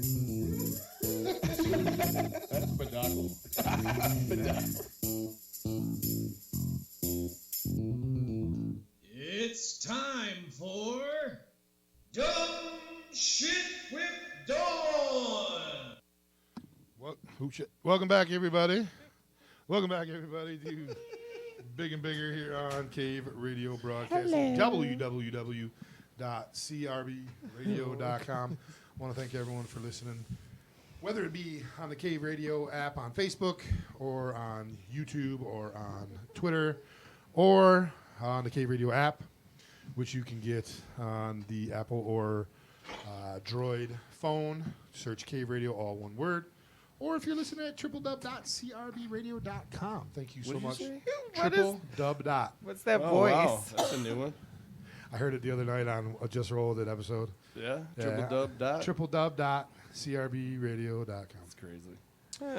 Well, I've been listening to a lot of the old shows, David. I see. Dude, we were fucking ruthless to each other. Yeah. You know, me, Brad, Dan, and everything. It's been crazy. So, but we made do it. have Dumb Shit with Dawn. But real quick, I want to turn the mic over to, to Jessica of Crimson Eyed Orchestra and the Hormones. She's got some shows of the band. So why don't you tell us when the shows are coming up? We've got a show. Crimson Eyed and the Hormones have a show on August 31st. It's down at the Spread Art Gallery. And Shady Lady Productions is pretty much managing the whole thing and taking care of the all of the artwork that's going to be sold there and the music that's going to be planned and whatnot. We're also going to have Rebel Dog Rescue down there to adopt out some puppies and some dogs, so that'll be kind of cool. Yep, and then we're going to be in Saginaw, the Hormones, on July 14th for the SOS Festival. We don't have our time slot set yet. And July 31st, the Hormones will be at Kelly's Bar. It's an early gig, 1:30 to 4:30. We have our friends coming in from New York, the Bloody Muffs, and we also have Caveman and Badman that are going to be there. Wow. And then that's pretty much it for right now. Nice. Very cool. And you're going to be here on Cave Radio coming up soon? Yes. Like in September, I believe? Yes, in September. I forgot the date. I blame you for forgetting that date. It's the 15th, actually. Oh, it is the 15th. It's my birthday. I'm going to be the Big 4-2 that day. Oh. Actually, Crazy. Actually, we were supposed to celebrate Al's birthday today because his birthday is Tuesday. Yeah, it's always on a Oh, well, happy birthday, Al. It has been on Tuesday like the last 5 years. Every year it's on a Tuesday. So coming up next week, we have Slowfoot in here. With Dakota from New Day Revolution. They're in here. He's promoting the album release party. June 30th, we have Trees and Woods. We also have the guys from Couch Fest and the guys from Summerfest. They're going to be calling in, which we talked about last week. Gasoline Gypsies and all that good stuff. July 7th, we have the Haberdasher and Avon and Missy Campo going to be in here. Reckless Revival on July 14th. So we got a bunch of big bands coming in. I didn't say little. Big bands coming in over the next couple weeks. Gasoline's really nice. I really Be sure like to them. tune in. Great band. All right, ladies and gentlemen, Dumb Shit with Dawn. Are you ready? I just want to say that if the camera's a little shaky for those watching, it's because Dawn did not bring the tripod back today like she was supposed to. So Sorry. Way to go, Dawn. Yep. All right. To go. Are you ready, Dawn? Yep. All right. As you heard by the intro, sometimes Dawn gets a little mouthy, like where she says something that she doesn't really mean, but we Just laugh comes anyway. out anyway. Yeah, exactly. So Dumb Shit with Dawn is a see you later. Bye, everybody. Bye. I'm just getting up and leaving. Bye, Jess. Adios. See you soon. So Dawn answers questions that could be answered by a 5th grader. And we keep tally and we try to see what she's done. I think your highest has been like 65 or 55%. Yeah. Was your Once. highest, and her lowest has been 20, It was bad. 5% or something. If that. That was All right, so we asked 20 questions. Here we go. What is cheese made from? milk. There you go. What is cheese made from? Milk. There you go. What animal? Oh yeah. What animal did American Indians depend on for food, clothing, and tools? What animal? What animal did American Indians depend on? Like for make out of them? food? No, it took them to the store Yeah, to get the food. they wrote them. Food, clothing, and tools. Which animal? Buffalo. Very good. That's a great guess. Bison. Wow! I even had buffalo / bison. She doubled down on that one. Double down. I might give you 2 for that one. That's my family's mascot, by the way. The buffalo. The great. The bison. Hey, It's on the Charter Family Quest. You would what was be the- surprised. What was the name of Fred Flintstone's? Wasn't it the Great Water Buffaloes? The Water or- Buffaloes. Yeah, the Water Buffaloes. Who is the lead singer of the Police? Who is the lead singer of the Police, Don? John Carter. John Carter. No. What the fuck is John I Carter? don't know. Not the police singer. I don't know. It is He's got one name. police. He's got one name. Police is not the name. Trying to get telepathical. Hold on. You were saying it. The answer is Scott. Sting. Sting. Scott. I don't think a 5th grader could have answered that. You don't think so? No, Thank not you. My that 5th one. grader could have. All right. What were the last 2 states to join the USA or the Union? Were the last 2 states? The to join? last 2 states. To join. Hawaii. Is that one? That's one. It is? Yeah. Alaska. Very good. They're Dawn detached. is on fire. They are detached. Yeah, by like 1,000 miles. Like a garage. Right. So the detached ones take a long time. Oh my gosh. Where does Dracula live? Transylvania. You better go Damn. off, okay? What country is Transylvania in? I knew you were going to ask that because I looked right at his face and I could see it in his eyeballs. Oh, my God. European? Europe? Yeah, it is It's a in Europe. European That's a- country. that's a Okay. continent, though. Which country? Hey, Denmark? No. Way? Way south. Norway? No. No. I don't I think know. Nadia Comaneci. Comaneci. Birkenstock. That's The a European shoes. country of Birkenstock. That's a shoe, but I don't remember. Romania. Romania. All right. Why they gotta make them rhyme though? Transylvania, Romania. What direction do you face to watch the sunrise? The sun rises in the east. Oh. Sets in the west. All right. Who is Hans Christian Andersen? He was he on that Disney movie? No. I was going to say that ice maker on the Sing Your one. Oh, Hans. Frozen? That's Yeah. Olaf, right? That's Olaf. but No, the big Russian guy. Oh, I actually haven't seen that. His movie. name is Hans, isn't it? I don't know. I've never I seen think it. so. My kids are older. He is a gymnast coach. Out of what country? Romania. No. Hans Christian Andersen is actually a fairy tale writer. Oh, He wrote, I don't know what he wrote, but he wrote a bunch of fairy tales. Frozen. Maybe. Hans Uh-uh. Brinkler and the Silver He Scales. did not write. He didn't write Frozen. He All right. also took over that office building in the first Die Hard. Give me this office building. Hans The, Gruber. the Nakiomi building? Or Yeah. something like Did he fight Rocky? No. that? No, that was Drago. Ivan Oh. Drago. You He was also lose. Russian. I must break you. Yeah. Which is the same thing as Romanian. How do dies. how He do dies. blind people read? How do blind people read? Hold on, I know this. I was going to say sign language, but that would be deaf. Yeah. Braille. Yeah. You got Braille. it, girl. You got it. I just had to think. I think the sign language question or answer would have been a lot Yeah. more funny though. Like, I don't know what you're doing. I can't see. What does it sound like I'm making with my hand right now? Who is Feel it. who is the Greek god of the sun? The Greek god of the sun. It's Oh, not God. Scott. Eros. No, that would be that harp guy. And the stars, right? Hermes, you're thinking of? Harp? I don't know. Aramis, All I right, think, is so the, hold the on. archer. The sun. The Yeah. Who is the Greek god of the sun? I want to think I know this. I want to think I you would- don't. Yeah, I would. I don't think I do either because I said Eris No, and you it do wasn't know it. And as soon as we say it, you're gonna be like, "Oh yeah, I remember now." That's not Venus because that's a planet. Well, Venus was a god too. Yeah, Goddess. Venus was a god, but goddess. All right, how about something like Goddess Solaris? No. No, I don't know. All right. No, I'm not. I mean, Apollo. Apollo. was the Isn't Greek that a god of the spaceship?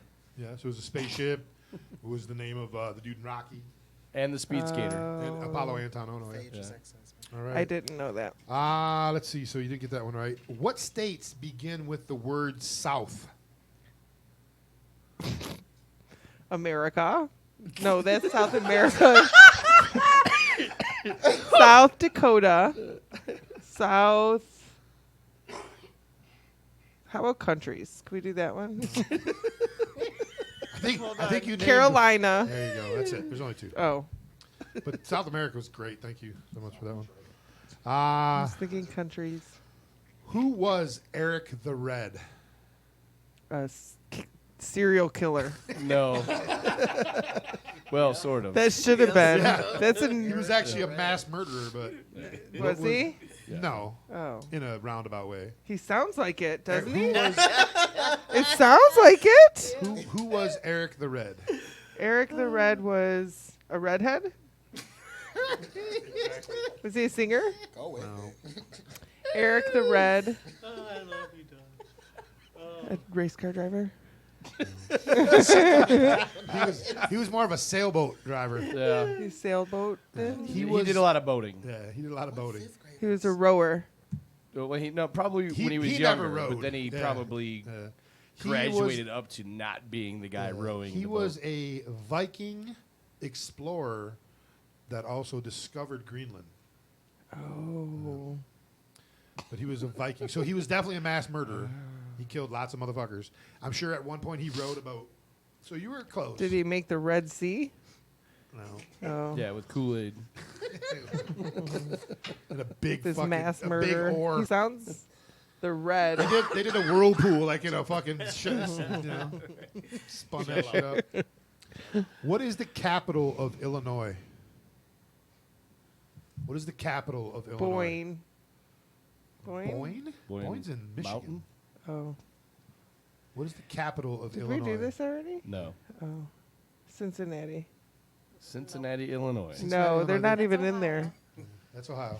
You're closer. Getting closer. All right, Illinois. I'm thinking. Illinois what?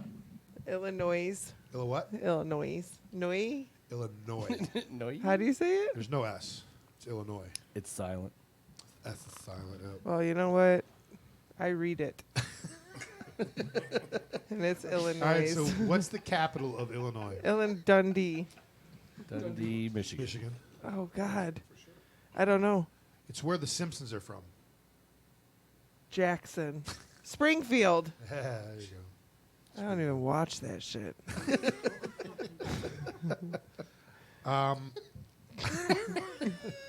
How many original states were there? Minus Alaska and Hawaii. How many original states were there?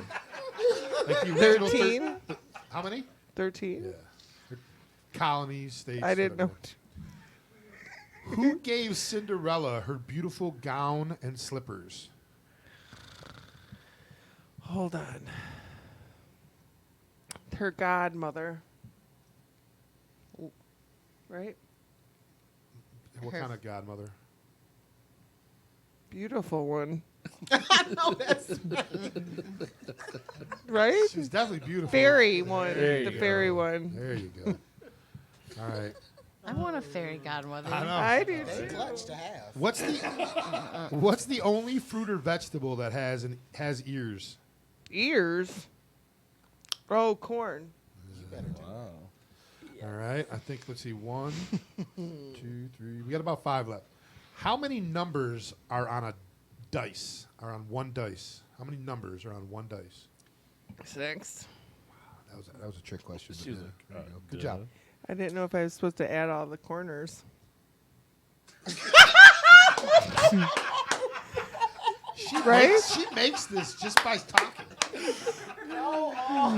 What do you get when you add all the corners? I don't know. That's what I was doing. I have to add them right now because I'm not gonna. Yes, I might. Other fractions, it doesn't count. 21, right? How many corners are on a die? 6. No, corners. How many corners are on a die? 6. How many corners 5. are on a die? Yeah, but how many 4. corners? Yeah, but how many corners are on a die? How you said How I many thought I had corners? to add all the corners. How many corners are on a die? I meant flat parts. The faces. Faces. All the total dots on all the What is faces. there, 8, right? 8, yeah. So what's the number? Though? 8. It's 21, I think, right? 6 and 5 is 11. 4 is 15.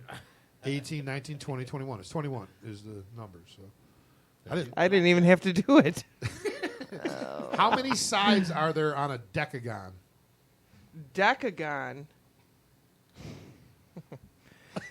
A decagon. I was choking. I know that. How many sides are there on a decagon? Oh, decagon. That would be.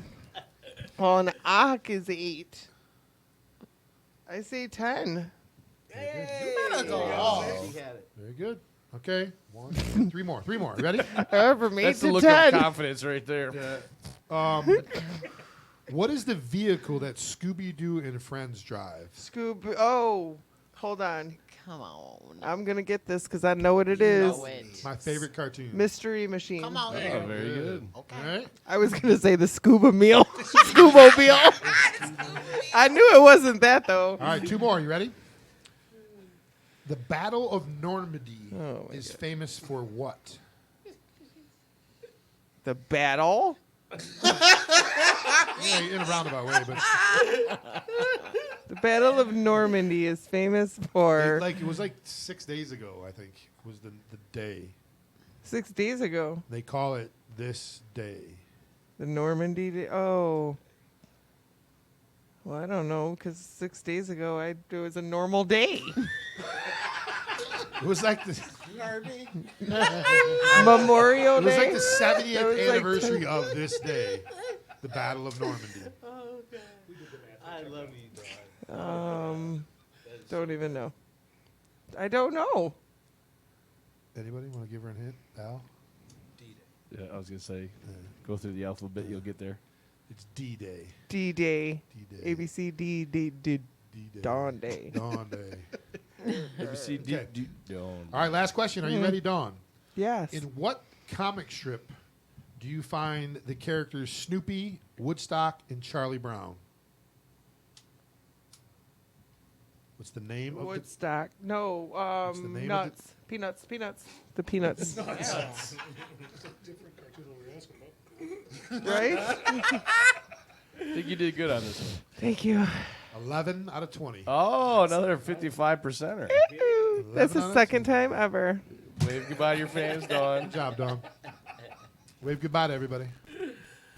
Flip them off, whatever. All right, we'll be back. Thank you guys all for participating in this. We're going to have about a 3-minute break. Be back. We got a little dupe in the Inside Outlaws. Be back in just a minute. Big and Bigger, episode number 205. All right, thank you guys for participating. That was funny. All right, when we come back, we'll just ask you guys some funny questions that you guys... It was just a friendly thing. Talk about Breathe again and projects. Tend to And lead then we're to going to have Carmel talk about suicide people. other things. Serial killers. Serial killers. Gave you a Not call. suicide. One of my favorite I would be able to artists. go back to She the has, Penny yeah. Court Posse right I'm now. a No, fan. that's- I'm a fan. there's Gave what's you her my song? word. For real, she has a beautiful voice. We Just talking about something we moved into a house with a bottle of Jim Beam Okay. and a couple guys. So we moved in, and then it's in camp. But I'm on my way. Go back to bed, I'll be there soon with my story straight. In my mind on someone new. I'm on my way.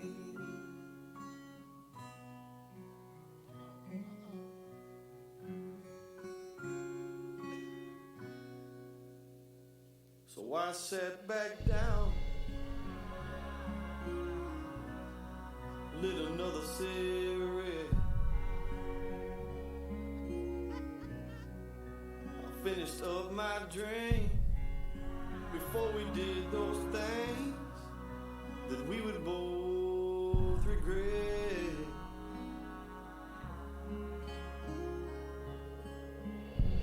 I'm on my way.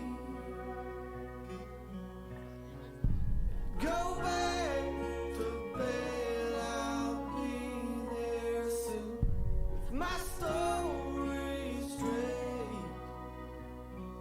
In my mind on someone new. Yes, I'm on my way. I'm on my way.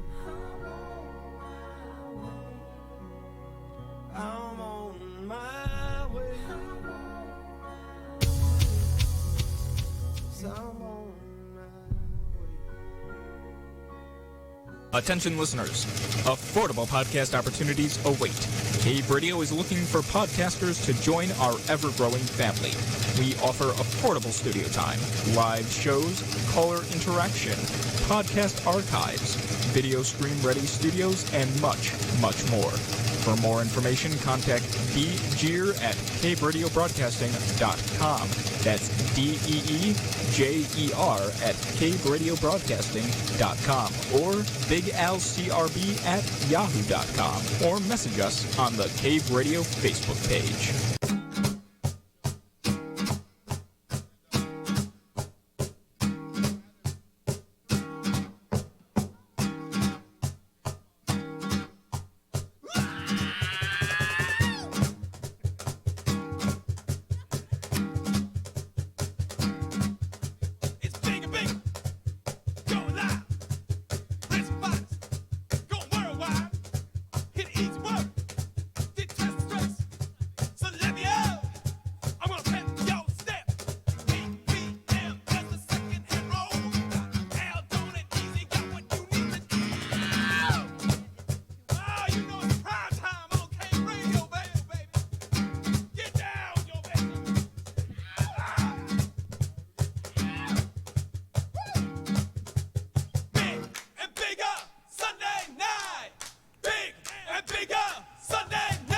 Welcome back, everybody, to Big and Bigger here on Cave Radio Broadcasting, www.crbradio.com. I want to thank everyone for hanging out with us tonight and stopping by. Jessica from the Hormones and Crimson Eyed Orchestra coming in and telling us about what she's got going on. We got the, what is it? Pennycourt Posse. The Pennycourt Posse listening in. I want to thank you guys for all tuning in to Cave Radio tonight, CRB Radio. Go to Cave Radio, give it a like. Go to Big and Bigger, give it a like. Oh, you guys got a thing, Pennycourt Posse. No one beats our meat. That's freaking great. Al, take a look at this. Not for free. So we got. It's a great crew. It's a great crew, the Pennycourt Posse. Oh, we got our buddy owns a barbecue company called Smokin' Pole Barbecue. That's awesome. He's a Polak. Yeah. Oh, so Jesus. Smokin' Pole Barbecue. That's fantastic. And the couple, like I said, just rolled it. The 6-year anniversary is coming up. We're doing a little one-off show on June 24th, Studio 2, 8 p.m. And it's me, Dan, Al, and Brad. And we've been... No, I'm sorry. Me, Dan, Brad, and Bill.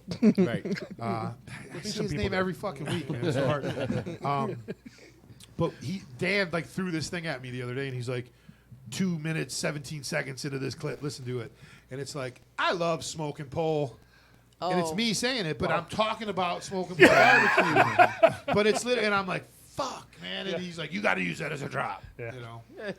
But it is he is so, his baked macaroni and I'll cheese. say it. Well, Don loves Smokin' Pole. Did you say Polak? Like Polak. I haven't Is heard that- anybody under 70 say that. What did you say, Polish? He's Polish? He's a Pole. Yeah, I feel like I only ever my hear goodness. like Under I feel 70, Like, that I has you. feel like my grandma would be like, oh, like, So you know why they don't... I don't know. Your mom would understand. Yeah, your mom definitely I'm would not even understand. trying to say you're old. I'm just Well, we're saying. sitting around the It's crib like and most shit. people don't use I it. am. So you know why they don't have any ice cubes in Poland, right? Jesus. They lost the recipe. Oh. Wow. Your jokes are That's a corny. low. My jokes are corny. So aren't they? corny. Corny. Or are they? No, means it's quirky. corny. That's a callback right there too. All right, I'm just kidding. All right, guys. So we got to know you guys as a band and kind of ask you how you guys are doing and what you got coming up and where we can find your music. Now we want to delve deep into your inner psyche and find out what David Winans and Sean and Vern and Carmel are all about. Oh, shit. Are you ready? I guess. David, this one's going to start with you, man. I figured that. If you could bang any cartoon character, which cartoon character would you bang? Here we go. Oh my goodness. I'm sure you've never thought of that. No, but- not at all. But if you could, which one would you bang? I mean, sometimes when you're on the road, What the was only the thing on chick in TV is Thundercats? cartoons. You know. Thundara, or is it Chitara or something like that? Yeah, her. I think it was the name. Shatara. Chitara. Sean, what about you? If you could bang any cartoon character, which cartoon character would you bang? I can't believe Oh, this. such a mouth. I'm gonna say Inuyasha. Is that, He's from anime. Anime, all right. Yeah. He's half demon, half human. Oh. Can Kinda fuck like shit the up. show. His brother Shishomaru's cute too, but I would go with Inuyasha. All right, Vern, what about you? Oh, it's definitely Josie from Josie and the Pussycats. Right, that was right around the time I hit puberty. That was just huge. I'm like, oh yeah. Okay. Saturday mornings became a private thing. Right? You don't come out for cereal anymore. I'm busy. Go the fuck away. I'm watching cartoons. I'm busy. All right, Carmel, what I about need you? towel laundry done too, by the way. The first thing that came to my mind when you asked that was Jessica Rabbit. But if I was That's the number one answer, by the way. that was if that was the first thing that came in my mind, maybe because she's the most like sexualized cartoon that's out there. With dudes, it's hard because I really didn't watch a lot of cartoons that had human males. Growing up, I mean, if I was an animal, I guess I would pick like maybe like Tom from Tom and Jerry because he I don't know, he had a lot going on. Yeah, he had that strut. Yeah, he could play bass, you know. Yeah, he could. He could play that stand-up kind. But if we're going with human cartoons, I mean, Give it. I don't even know. Like, what's a good? I feel like Scooby's, what's it, Shaggy? Shaggy? Shaggy would be like, like some dude you might call like every once in a while. You know, like he's not really, he's not boyfriend material. Like, let's be honest. But he can make a good sandwich. You'd be like, I guess We it's could Scooby Netflix and snacks. chill. I would Netflix and chill with Shaggy. He'd be easier to find. He's always on the couch with some Doritos. Yeah, I don't know. Little glassy-eyed I'll shit. probably think of this late. I'll think of something later, probably. You're gonna Facebook message me. You're like, oh, I was gonna do this guy. Definitely not Johnny Bravo. He. Oh my no. God, that's mine. He's just a little. Come on now. He flexes a little too hard for me. That's my go-to. Let's get out of there real fast. Come on, Dawn. I got something for you over here. Thank you. So the number one is Damn. Jessica Rabbit. Number two is Bugs Bunny in drag. Yep. Oh damn. Bugs Bunny in Bugs drag. Bunny would She be puts up. like. She puts up. Yeah, Bugs Bunny in drag is number two. Number 3 is Thelma. Yeah, Thelma from or Thelma. Velma. Thelma What is it? from Scooby Doo. Yeah. All right. Now this is for the guys in Pie. Pie, David Winans Pie just got booked for their dream show. You get to pick the two bands that you play with. They can be past or present bands, dead or alive, so it can be pretty much any band that's ever existed, plus David Winans Pie. And what venue is this going to happen at? Two bands and what venue? Two bands plus David Winans Pie and what venue? I'd have to go with. Did he just hit his nose? Yes, I on the did. mic? Yeah, it went right into the mic.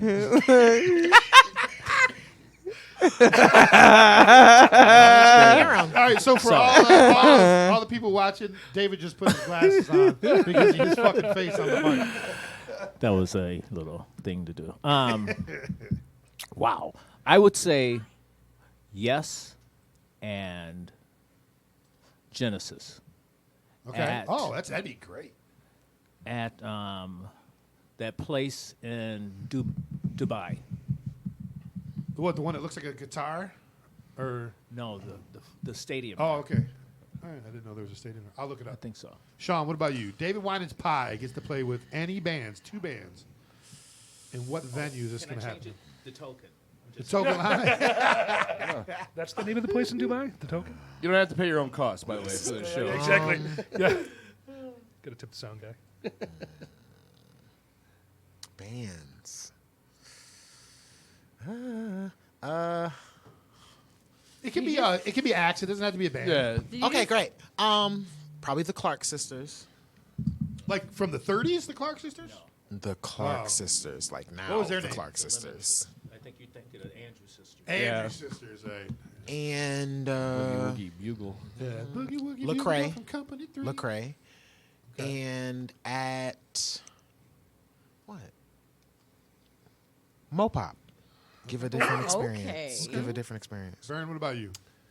Tedeschi trucks. Oh, dude, I just shared a video of him actually- playing with BB King. Yeah. John Mayer's just looking at him like, Oh, the thing where he asked him to solo? Yeah. Yeah, that's a great, that whole video is amazing. The whole Right, thing yeah. is great. Oh, yeah, John yeah. Mayer looked at him. He's like, I ain't fucking with you guys because Yeah. they're both just tearing it up, man. So Tedeschi Trucks and probably the Stones, but not the Stones now. The Stones like 30 years ago. 1970s. 30 years. Yeah, right on Exile on Main Street. So that would have been, what, 69? Yep. Something like that. And then where would I want to play? Why not now? Would you be embarrassed when they come out on stage with their walker with tennis balls on the back of it? I'm not going to say yes. I'm not going to say no. Quit ripping on David. Hold on. Hey, Sean, hold that up real Quit. quick. Hold that up for the camera. This? No, his the fucking walker with the tennis balls on it. No, that's shame. Don't shame him. He's health shaming. he's health No. shaming David. I love it. We will shame no David one on Winans. this day. Look, David Winans, I love you, man. I really do. And then Help him out, Sean. Tiz Walker. He's proud of it. This is the healing Oh, process. Skip Deeds' first time in studio. Please Skip put Deeds. your cell phones on silent for the show. And actually, No flash photography. I think I'd like to change one out though, right? They're kind of interchangeable a little bit though. Tedeschi Trucks, right, or the Allman Brothers. I forgot we could pick somebody that isn't alive, right? So the Allman Brothers with Dwayne still, right? Okay. Where would I like to play? I'd love to play like the Fillmore East or something back in those days. But again, if I could pick it back in the 70s, because I like my New York a little bit dirty, porny, right? Right. You know, I hear you. kind of stuff. And yeah, with them and the Stones would be great. Okay. So, Carmel, what about you? Okay. Freddie Mercury solo, just him and the piano, no band, at CBGB. That's tough. I'm not saying I deserve it. I'm just saying that would be cool to see Freddie Mercury just with the piano, just because that would match me a little better than the full band Queen. Right. Maybe like I don't even know. I haven't really thought that much about that. I just came up with that today, right now. I haven't thought about it, oddly enough. I guess maybe. It's hard for me because I'm torn between like what band I'd like to see play and then I could be part of it would be cool versus like what band would make sense for me to play with. Because I don't really know what band would make sense. It's a for me. dream show, It's a so dream show. nothing What do you has want- to who do you- make sense. Who would you want to play with? Maybe Neutral Milk Hotel. You know, that the could first be time kind I of ever heard interesting. that band's name was Nick Malamas. Yep.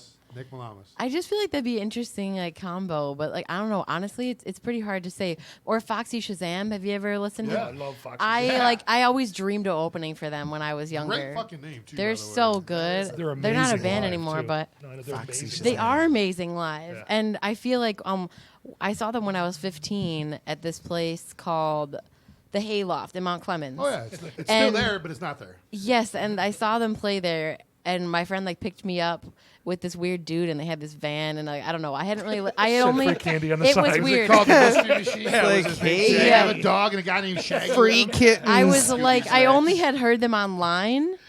And so I was like, yeah, this band's pretty cool, whatever. But then I saw them live, and I was like, holy shit. And I became like this huge fan. And I was able to meet some of the band members like over time. 'Cause And they they're went all back to your cool van. people.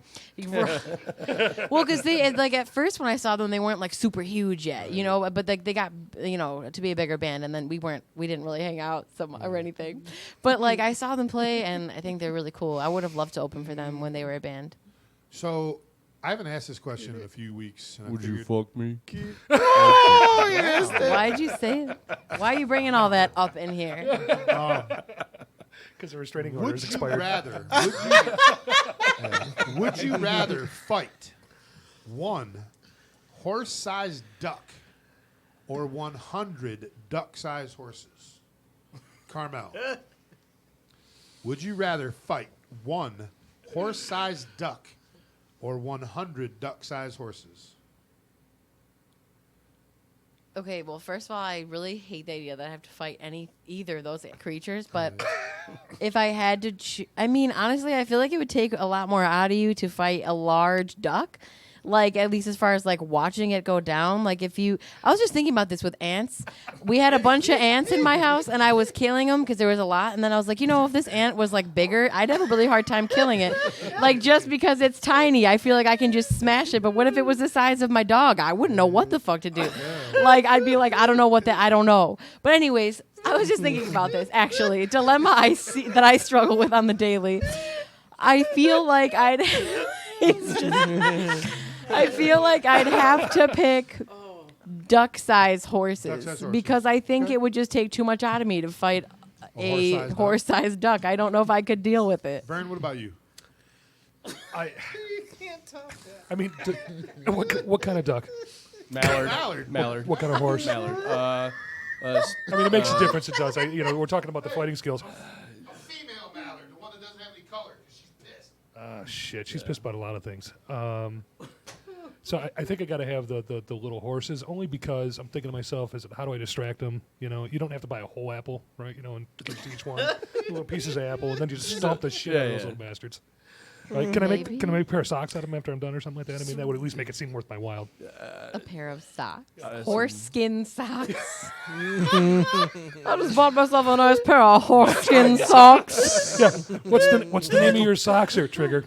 I think you're gonna get more than some socks out of 100, though. Where'd you Maybe go? some It's 100. underwear. That's 100. Yeah. Maybe some underwear. Horse or- skin suit? Definitely. So it'd be Suit? socks. Dude, I hate this idea. Underoos. Get like a Underoos. some coveralls. Yeah, I know, something like that. Yeah. Where'd you get them coveralls, boy? I earned them. I did. Oh, I no. distracted him with an apple and went to friggin' town. Right. Sean, what about you? Definitely kicking the littles. Like, You like kicking an Yeah. major in high school. Got those bop my kicks right there. A couple hitch kicks, a couple arabesques. Bop, bop, bop. And then Burns got new clothes. Because something big, you're going to be fighting till the rapture. No. David Winans, what about you? Oh, I didn't answer this. Oh God, I have to go with the little ones also. Yeah. Okay. I guess what weapon do I have? Is in my Exactly. head. There That's was the no- question. Your hands and your feet. That's it. Oh, yeah, okay, definitely then the yeah. little Oh my God, yeah. A horse I just dug with my hands.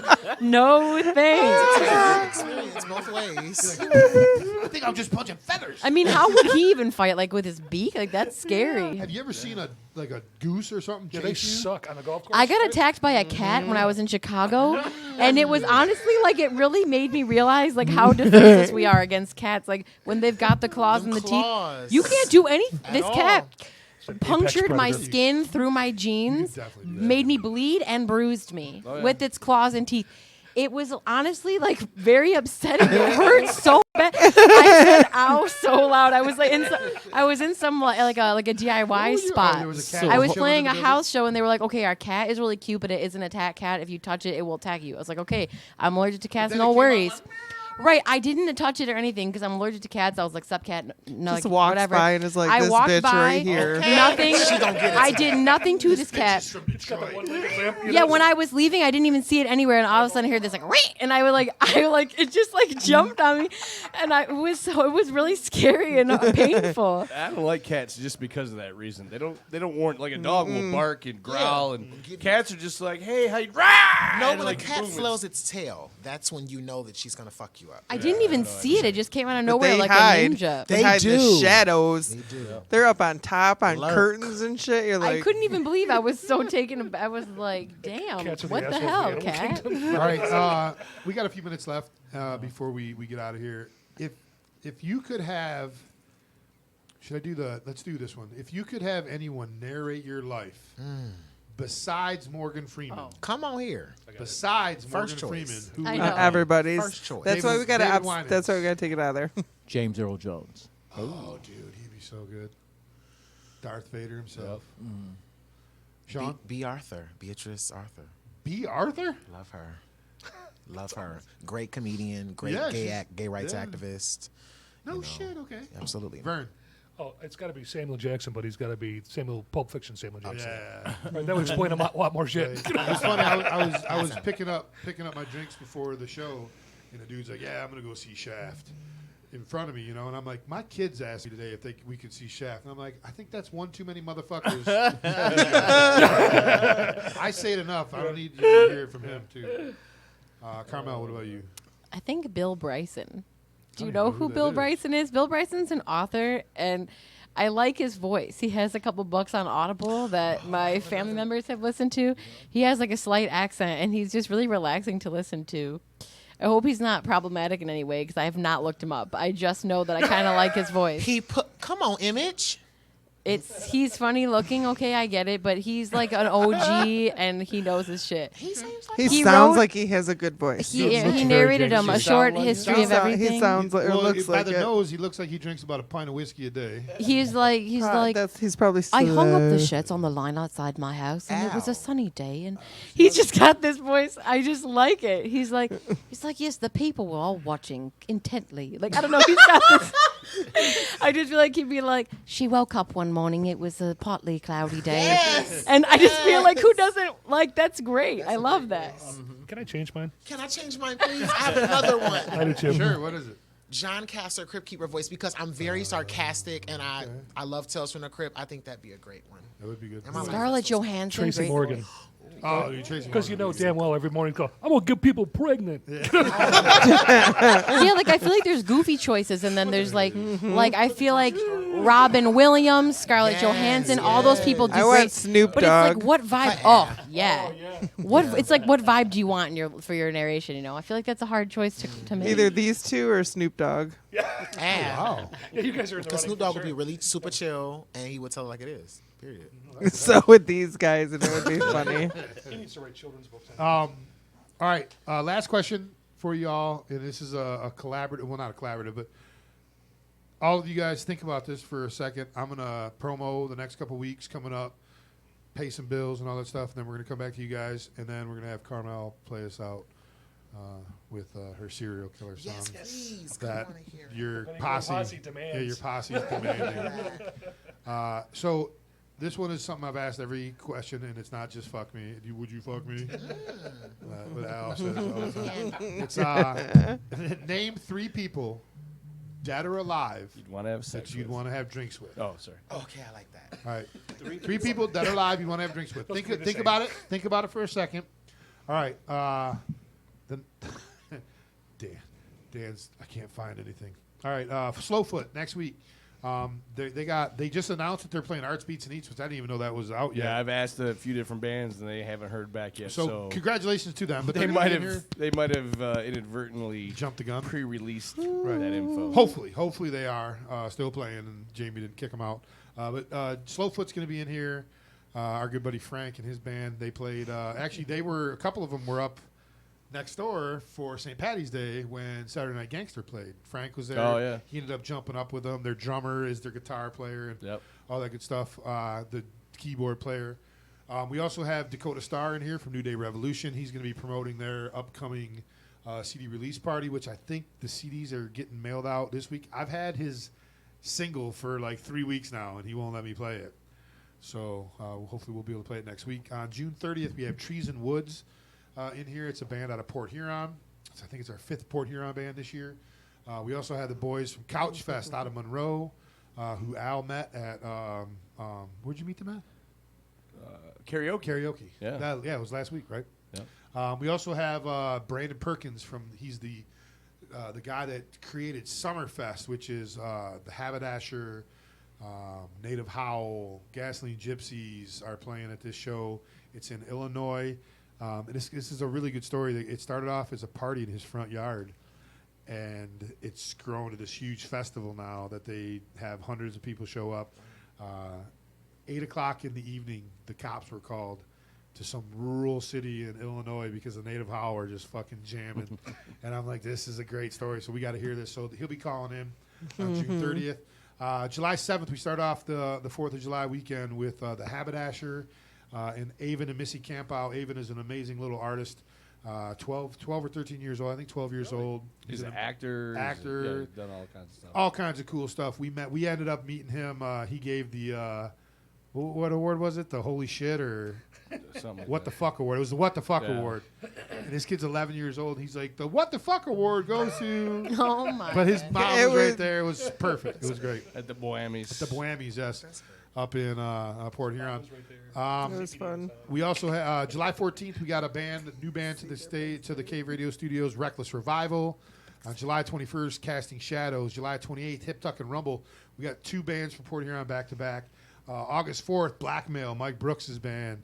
The Eclectic, which is Elena Day's new band. She's out of she used to be in Tom Toms. the Tom Toms. She's now got her own band. We're keeping the last 2 weeks of August open for bands. Once the Arts Beats and Eats schedule gets released, we're going to try bringing a couple bands. We're off for a week at Labor Day, and then we're going to hit it hard all the way to the end of the year. We got Crimson Eyed Orchestra, Nick Punti and the Complicated Men, which is Ron Vensko's band.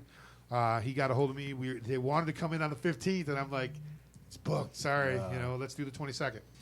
So we got them coming in. So we got a lot of great bands coming in throughout the month of June, the rest of June, July, August, and September. And we're going to be starting to book in October very soon. Listen, man, if you want to get your band out there, Cave Radio is the place to do it. We not only will debut any songs you got coming up, especially, get a hold of Al, get a hold of me, get a hold of Dan, and if David Winans, if you got a song coming out and you want to debut it, give it to us a couple days in advance, and we will worldwide debut it right here on Cave Radio Broadcasting. And that's for any band that comes out, Carmel, any band that's listening. Send us your stuff. If you want to come on the show, there's other shows here also, but we like we're partial to Big and Bigger, so we want you to come on our show. And just send us a message, and we'll gladly get you on, even if it's not to have your band. We didn't have a band play tonight, and we had a great time, didn't we? Yeah, that's We true. had Carmel play, not a full band. Right. And we can have you guys come in and promote whatever you got coming. If you're an actor, and you got a movie coming out, if you're an author and you got a book coming out, if you're a business person and you got a big sale coming out, come on in, give us a message. We will gladly put you on, whether it be a phone interview or a live in-studio interview. We love to support local. That's what we're all about here at Cave Radio and Big and Bigger. Real quick, we talked about that. Now, did you guys forget what my question was?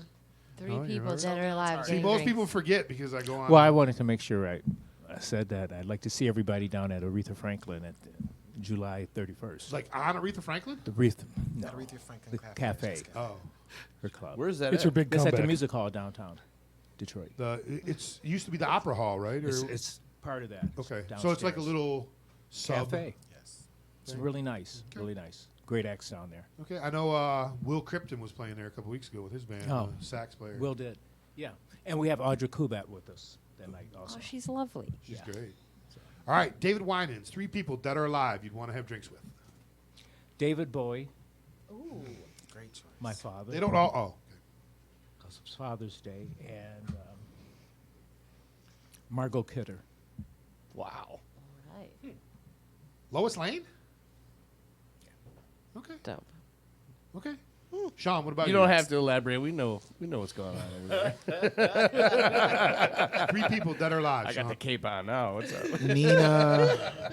Nina Simone. Okay. Because I think that she's a fantastic songwriter, and Great. I fell in love with her story. Stevie Nicks, because I kind of love her music. Who doesn't? And Michael Jackson, I'd need some of that advice. Okay. Vern, what about you? Dwayne Allman, Ray Charles, Willie Dixon. Nice. Carmel? Dude, this is a really difficult question for me. is. The first thing I always think of is my dad. My dad's also deceased, so I was like, it will be cool. Have drinks with my dad. I don't want to use Freddie Mercury again, but he's on there. So I didn't. I'm gonna go with the first 3 that came to my mind. Okay. So my dad, Martin Luther King, which I don't know if he even would drink, but maybe, I don't know. He's a man of the Lord. He'd have He some might not Hennessy. drink. Probably would have had a drink after all the shit he was doing. Yeah, but I would love to. Why did I'm he having drink? a drink. Give me I some would shot. love to talk to that guy. And then the last one's like a tie between Adele and Post Malone. Post Malone. You know, I've been on the fence That'd be a about. good drink I've been on the situation, fence about too. Post Malone just because I feel really I Post heard Malone some is of his shit and cool. wasn't really happy with it, and then I kind of saw the guy and was like, this guy's goofy. But I saw him on Hot Ones, which is a podcast where they eat hot wings and interview the guys, and it's he's a deep dude. Yeah. And he's from a small town of Texas, but like I saw him cover a Bob Dylan tune that It was someone good. posted the other day. It was like fucking amazing, He's dude. I good. was like, this guy has got some I'm a talent. fan of Post Malone. He's good. I'm not afraid to admit it, but I mean, I also just think it'd just be interesting to meet who even what? Right. Like I don't know. I think that'd be Guy cool. looks like a homeless dude. That's Yeah, I was gonna say he couldn't go by post shower. Right. Super young. Pre-shower. He's like in his mid-20s. Literally, you know, he looks like he's 40. he does. He's lived a rough life. It looks like in the last 20 years, but So I yeah. like that. That's not bad. So yeah, recap. Like my dad, Martin Luther King, and either Adele or Post Malone. Okay. I don't know which one. I can't decide. He's younger than Justin Bieber. He's younger than Justin Bieber. Kid Fury was talking about it with Crystal on the Reed podcast. Bieber's almost Wow, that's 30 now, crazy. isn't he? Yeah, He's Bieber- almost Bieber- 30. You know what's funny is, guys like Justin Bieber and another dude, LeBron James. LeBron James, you wouldn't think but he started playing ball when he was 18 years old. I can't believe it. You know, and he's like 35 now or some He shit has like that. It's like, a bit. God damn, I've been watching him play for 16 years. Yep. You know, it's Right. like, His kid is like a big-time prospect for college. yeah, it's like, hey, you know, fuck, it's crazy. Unbelievable. It goes fast. Years. I'm about to celebrate my 30th year out of high school. I know that's a lot coming from me. You know, David, you're older than dirt, man. So. No, I'm not. His Social Security number is The funny thing is, man, people think I'm kind of an asshole, but David and I have a unique relationship. Bill Griffin introduced me to you, right. and the first time I met you, you and Bill were cutting it up, man. And me and you are friends. Yeah, we are. I feel like we can talk to each other like that. You should tell him that you love him. I love David Winans. That's what's up. I tell him that all the time. David Winans is listen. David, if David Winans wouldn't have helped us out at Cave Radio probably wouldn't be where it is today. And I'm not saying that there's probably a dozen of you guys that helped us out in the early stages. When we needed music, when we needed guests, we reached out to you guys. And you guys were first ones to always be here. Sweet Crystal. And we will always love you and cherish you for that, man. Well, and, that's what's up. You guys and are a blast. Period. it's a I fun always have time, a- man. yeah, It's coming a good here. time, and I hope everyone enjoyed their time here tonight, Oh my Yeah. goodness. Yeah, this is great. including Dawn and Al, because I did. Dawn is always great. Dawn's the highlight of the show, and, like low pro highlight of the show. You know? I know. To be honest, It's I'm Dawn not and very- the I'm music not new. guest. Right. That's the whole show right No one there. wants to hear Dawn me and Al the talking music about how guest. fat we are and Yeah.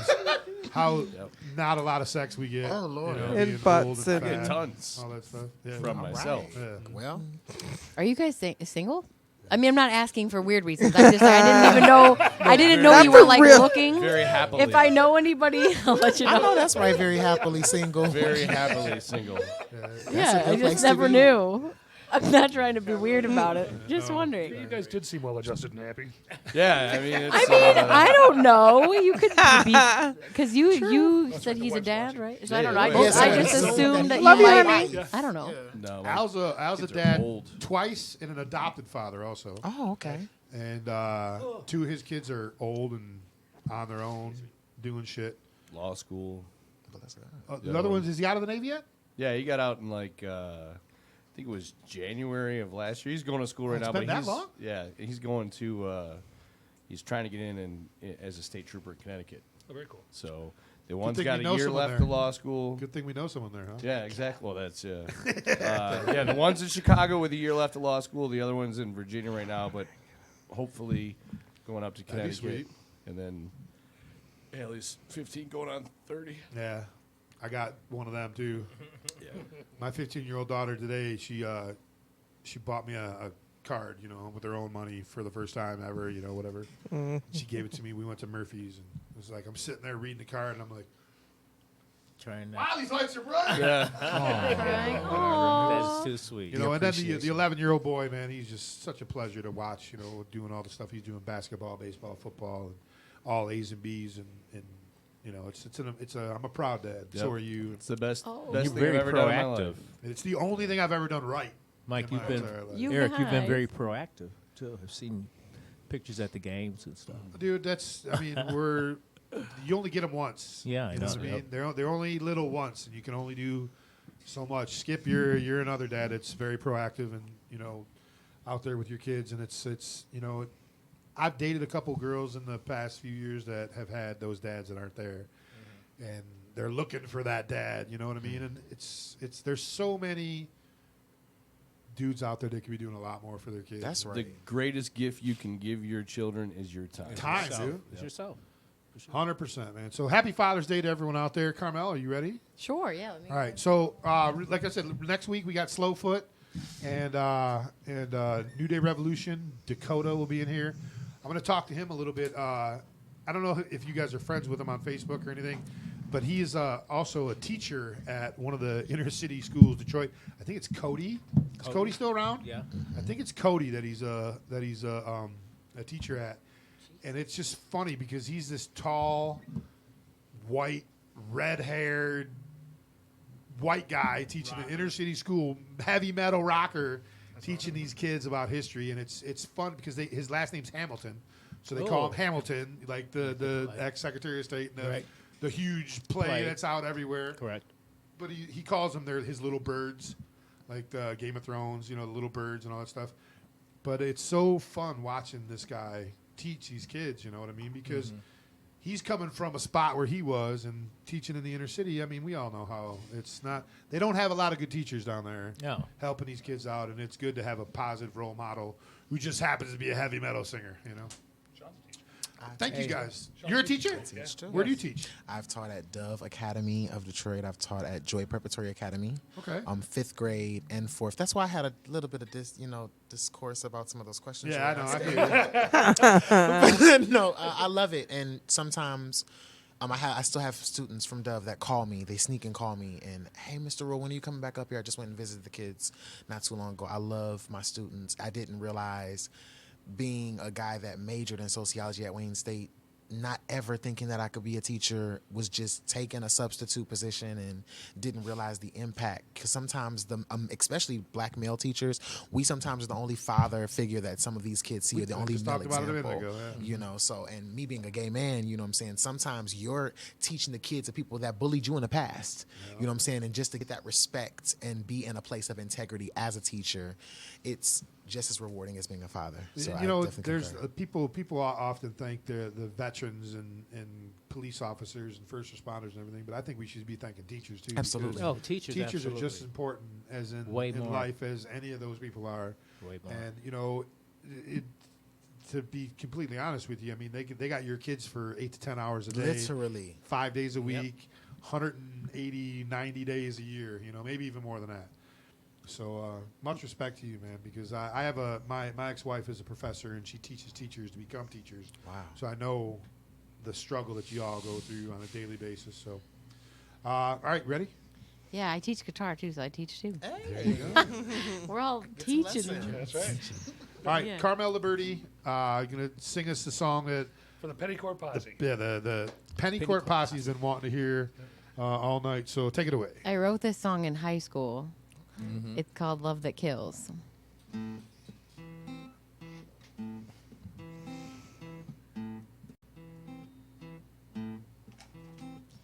I am a serial killer, bone chiller, psycho thriller, distiller, no filler. I swear I never meant to kill her. If I can't have her, no one can. I'll still hold her hand, though she can't hold it back. Give her a blanket so she won't feel the draft. Turn on the lights so she won't get scared. She has no pulse, but I still care.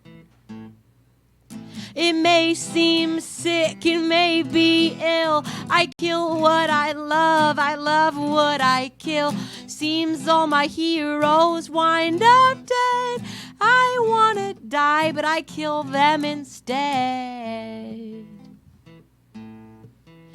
My mom never loved my dad. The closest thing I've ever had to a companion was my pet cat. And I turned her into a hat. Oh, that's when the killing began. I know that you won't understand. I pray I will stop, but I can't. It may seem sick, it may be ill. I kill what I love what I kill. Seems all my heroes wind up dead. I wanna die, but I kill them instead. though I hardly think that they would boast. I've loved all of my victims the most, and I will forever sleep with their ghosts.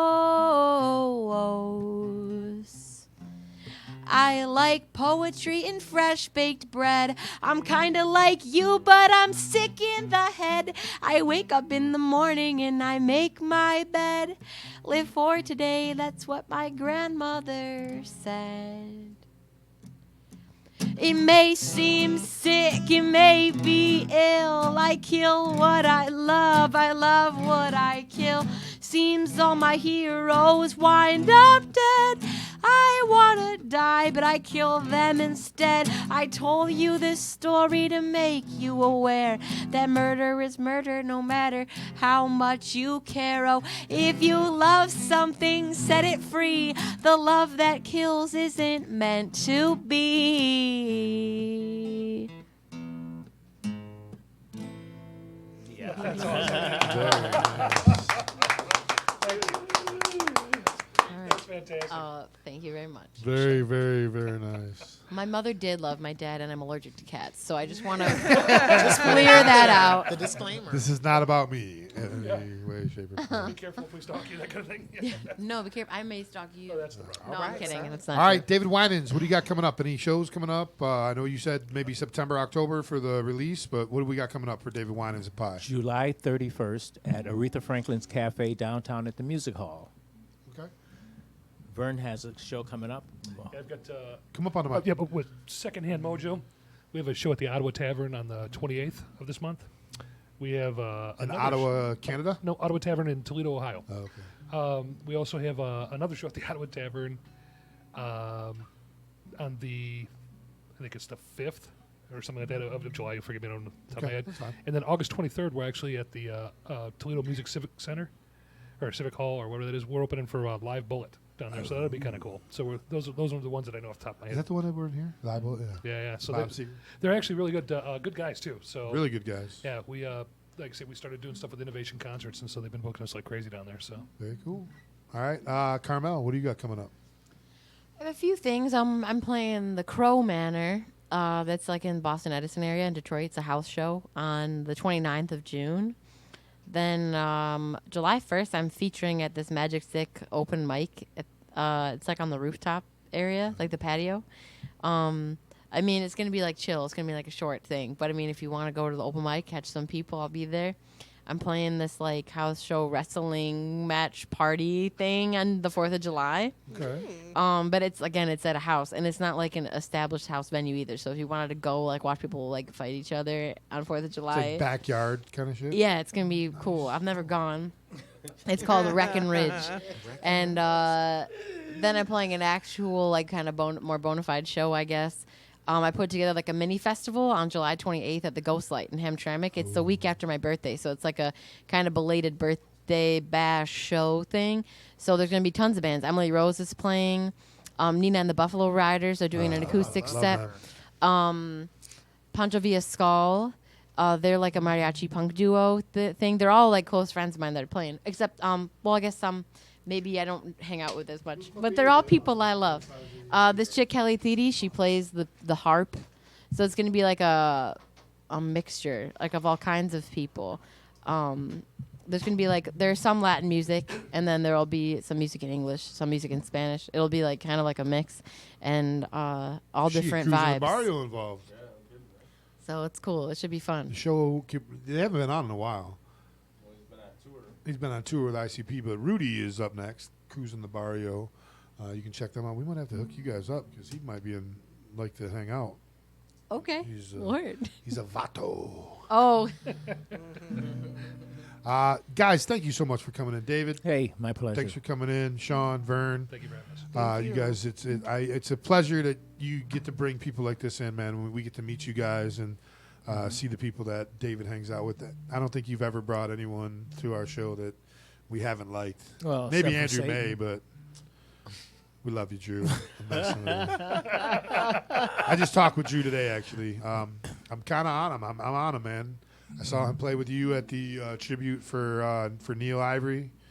Oh, that was yeah. really fun. And you know, I That wanted was to bring God, that I up, miss but then I Neil. thought, Neil was a great guy, man. Really, really. How you guys been doing with that? Because I know you and DeMarcus were really close with him, and Yeah, I'd known Neil for over about 25 years or something.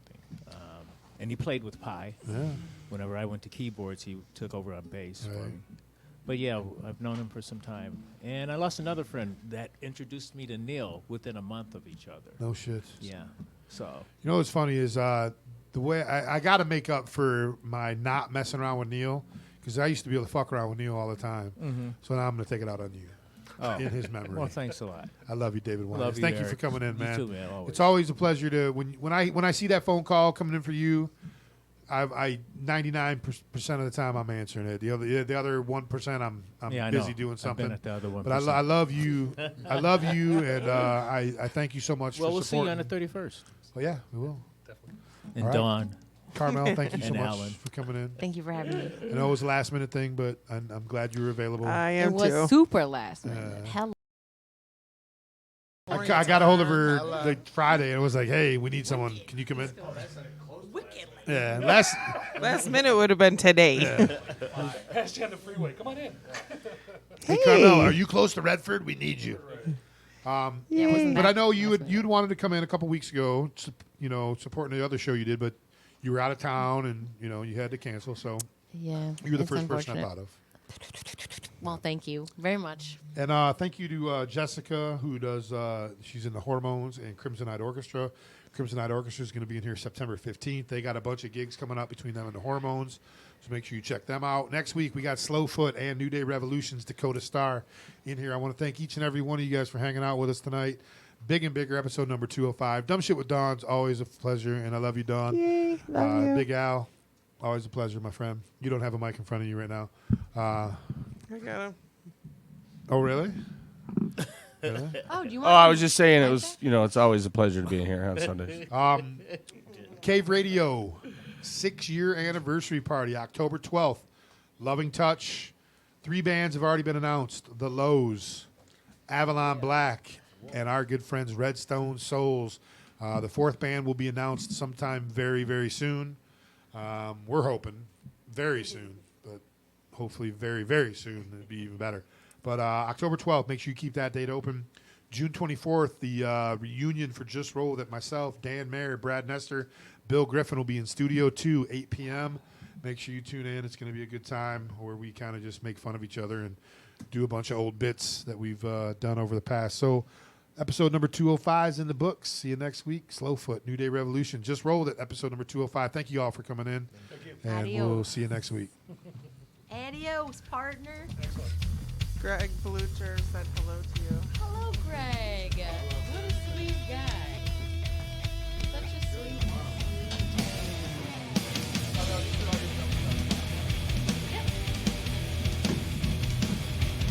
I personally